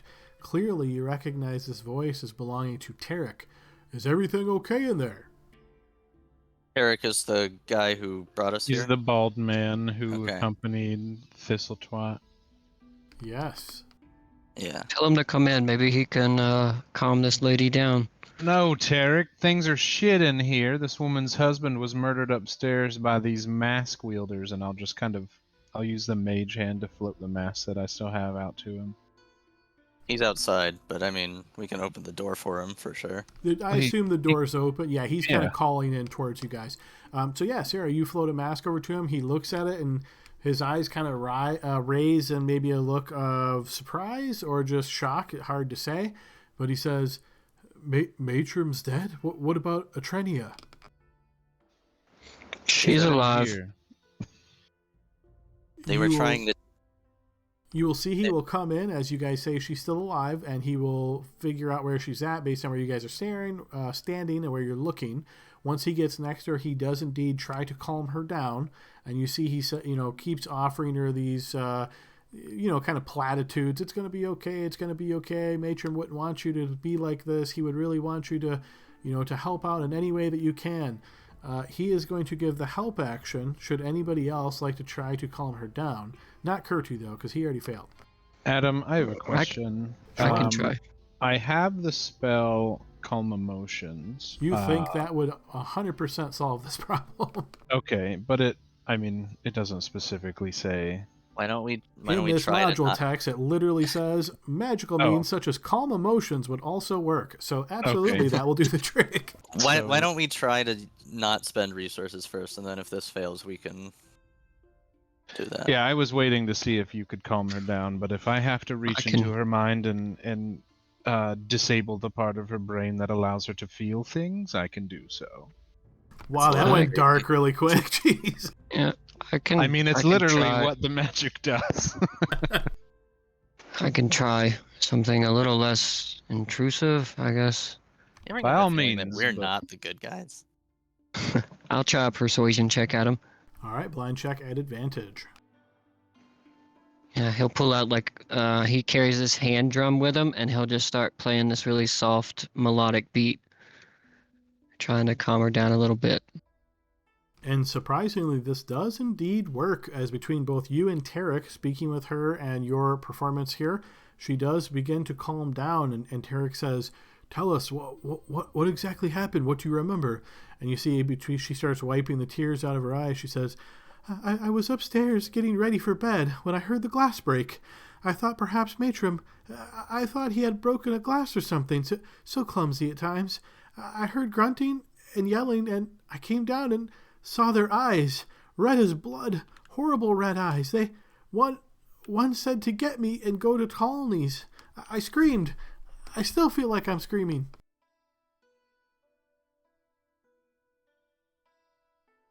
Alney. Do you recognize that name, Tarek?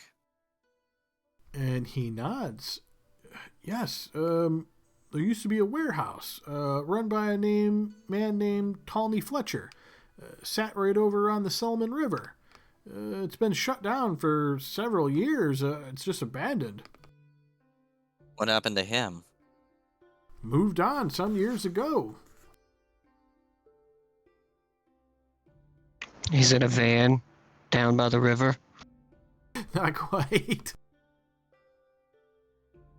Thanks for laughing at him. Absolutely. How can you not at that one? None of us. No one else did. All right, guys. Well, with this information in hand and having this info under wraps, as we are at the end of our session time here, guys, we'll go ahead and hang it up. Is it safe to assume that you guys are going to try to continue checking out Tolney's warehouse? Head over there and see what you can find out? I feel like we Yeah. should report to the constable first, Yeah. just so they know where we're going. Well, this is the constable by extension. Yeah. I guess that's true. Yeah. At least tell Tarek that maybe, he should go and get the proper, like Matram's dead husband's entrails are all over the living room. You know what I mean? Like, Yeah, we need a housekeeper to come in here and spruce this place Yeah, up. and They're then gonna have there's- a hard time flipping this place. there's 4 dead bodies upstairs. Yeah, exactly, Sarah. All right, so quick out of game note, and this is where I'll just give you guys an option here. So this this adventure is a one shot that came. I got a birthday gift from called the Game Master's Book of Non-Player Characters, and this was a one shot. I thought it would serve as a good interlude between the end of Bottomless Dungeon and the beginning of Rise of Tiamat. There's only about maybe an hour and a half of content left of this. But then that might be a little bit of an awkward start to Rise of Tiamat. So up to you guys. Would you like to complete this? It does have some cool stuff in it, some interesting stuff in it. Or would you like to say you report this to authorities, they're going to take it from there, and then next week we jump right into Rise of Tiamat? I'm personally super if excited it's- for the module, but if it's I a also dead love end- the homebrew, yeah. Yeah, if it's a dead end, like, one shot, I'm okay getting into the story. I'm kinda interested. We're doing this next week, right? We're not gonna try to extend an hour or whatever? Correct. Because yes. I gotta go, yeah. Okay. I mean, it's up to you guys. I'm kind of interested. I kind of want to find out what the tattoo is. If But- you would, I would be okay if you kind of narratively told us what happened. I could do that too. Yep. Yeah, to be honest, I'm leaning towards getting into the module. Yeah, I'm just excited because it's a good one, and I have never played it, and I want to play it. Okay, fair enough. Yeah, no problem at all. Like I say, this was meant to be an interlude. I tried to aim it for only one session's length, but you know how that goes. Yeah, we fucked around a We lot. spent a long time talking to Alexander and getting magical Yes, items. right, and that's sometimes how it Helping goes. us So no know. worries at Yeah. all. But I wanted to just make sure I was prepared with this for you guys. So yeah, I won't. So high level, this is sort of a cult type of thing, as you guys probably figured out. That tattoo is from an ancient old evil known as Yargathal, which is one of the old ones that's associated with rats and pestilence. The guy that's with you right now, Tarek, he's actually the cult leader, believe it or not, and he's been the one who's involved in kidnapping all of these people. And once you guys would have left here and likely left her with him, she would have been the next victim. So once you get to the warehouse, you end up finding like a small location underneath where there is a massive ritual going on down here, and an avatar of the old god is actually here, who is impossible to kill. And every time you get hurt, there's rats everywhere. If you get hurt, or the people who've been captured get hurt, as their blood drips into the ground, the scion of Yargathal gets blood credits, which he can then use to do special evil attacks against you guys while you're in that room. So overall, it was pretty cool little one shot. But yeah, we will assume you guys have reported that up to the Shogun's authorities. One other quick thing is the Shogun will seemingly want to send. I'm already drawing a blank on his name. He would want to send his main counselor guy with you guys over to this meeting with this note that you received that came from the Sword Coast. Essentially, you're being summoned to a council meeting, and the Shogun will want to send this guy with you. Is there anybody that wants to put up a fight against that or try to prevent that from happening? Did he No, we also can just say, push him "Good off the job, boat if we thanks need for all to." the help"? The Shogun doesn't so you guys probably didn't piece together, but that horn is because the Shogun is considered like near deity level in this land, so he's not supposed, you're not ever supposed to see him because you're not good enough to see him. He's like a god, right? And you're not even allowed to hear his voice, so he speaks through that horn only to his trusted people, so nobody can hear his words, and then his people translate to you guys. So it's a real kind of strange sort of setup deal. But yeah, Kisho, that's the guy the Shogun would want to send with you.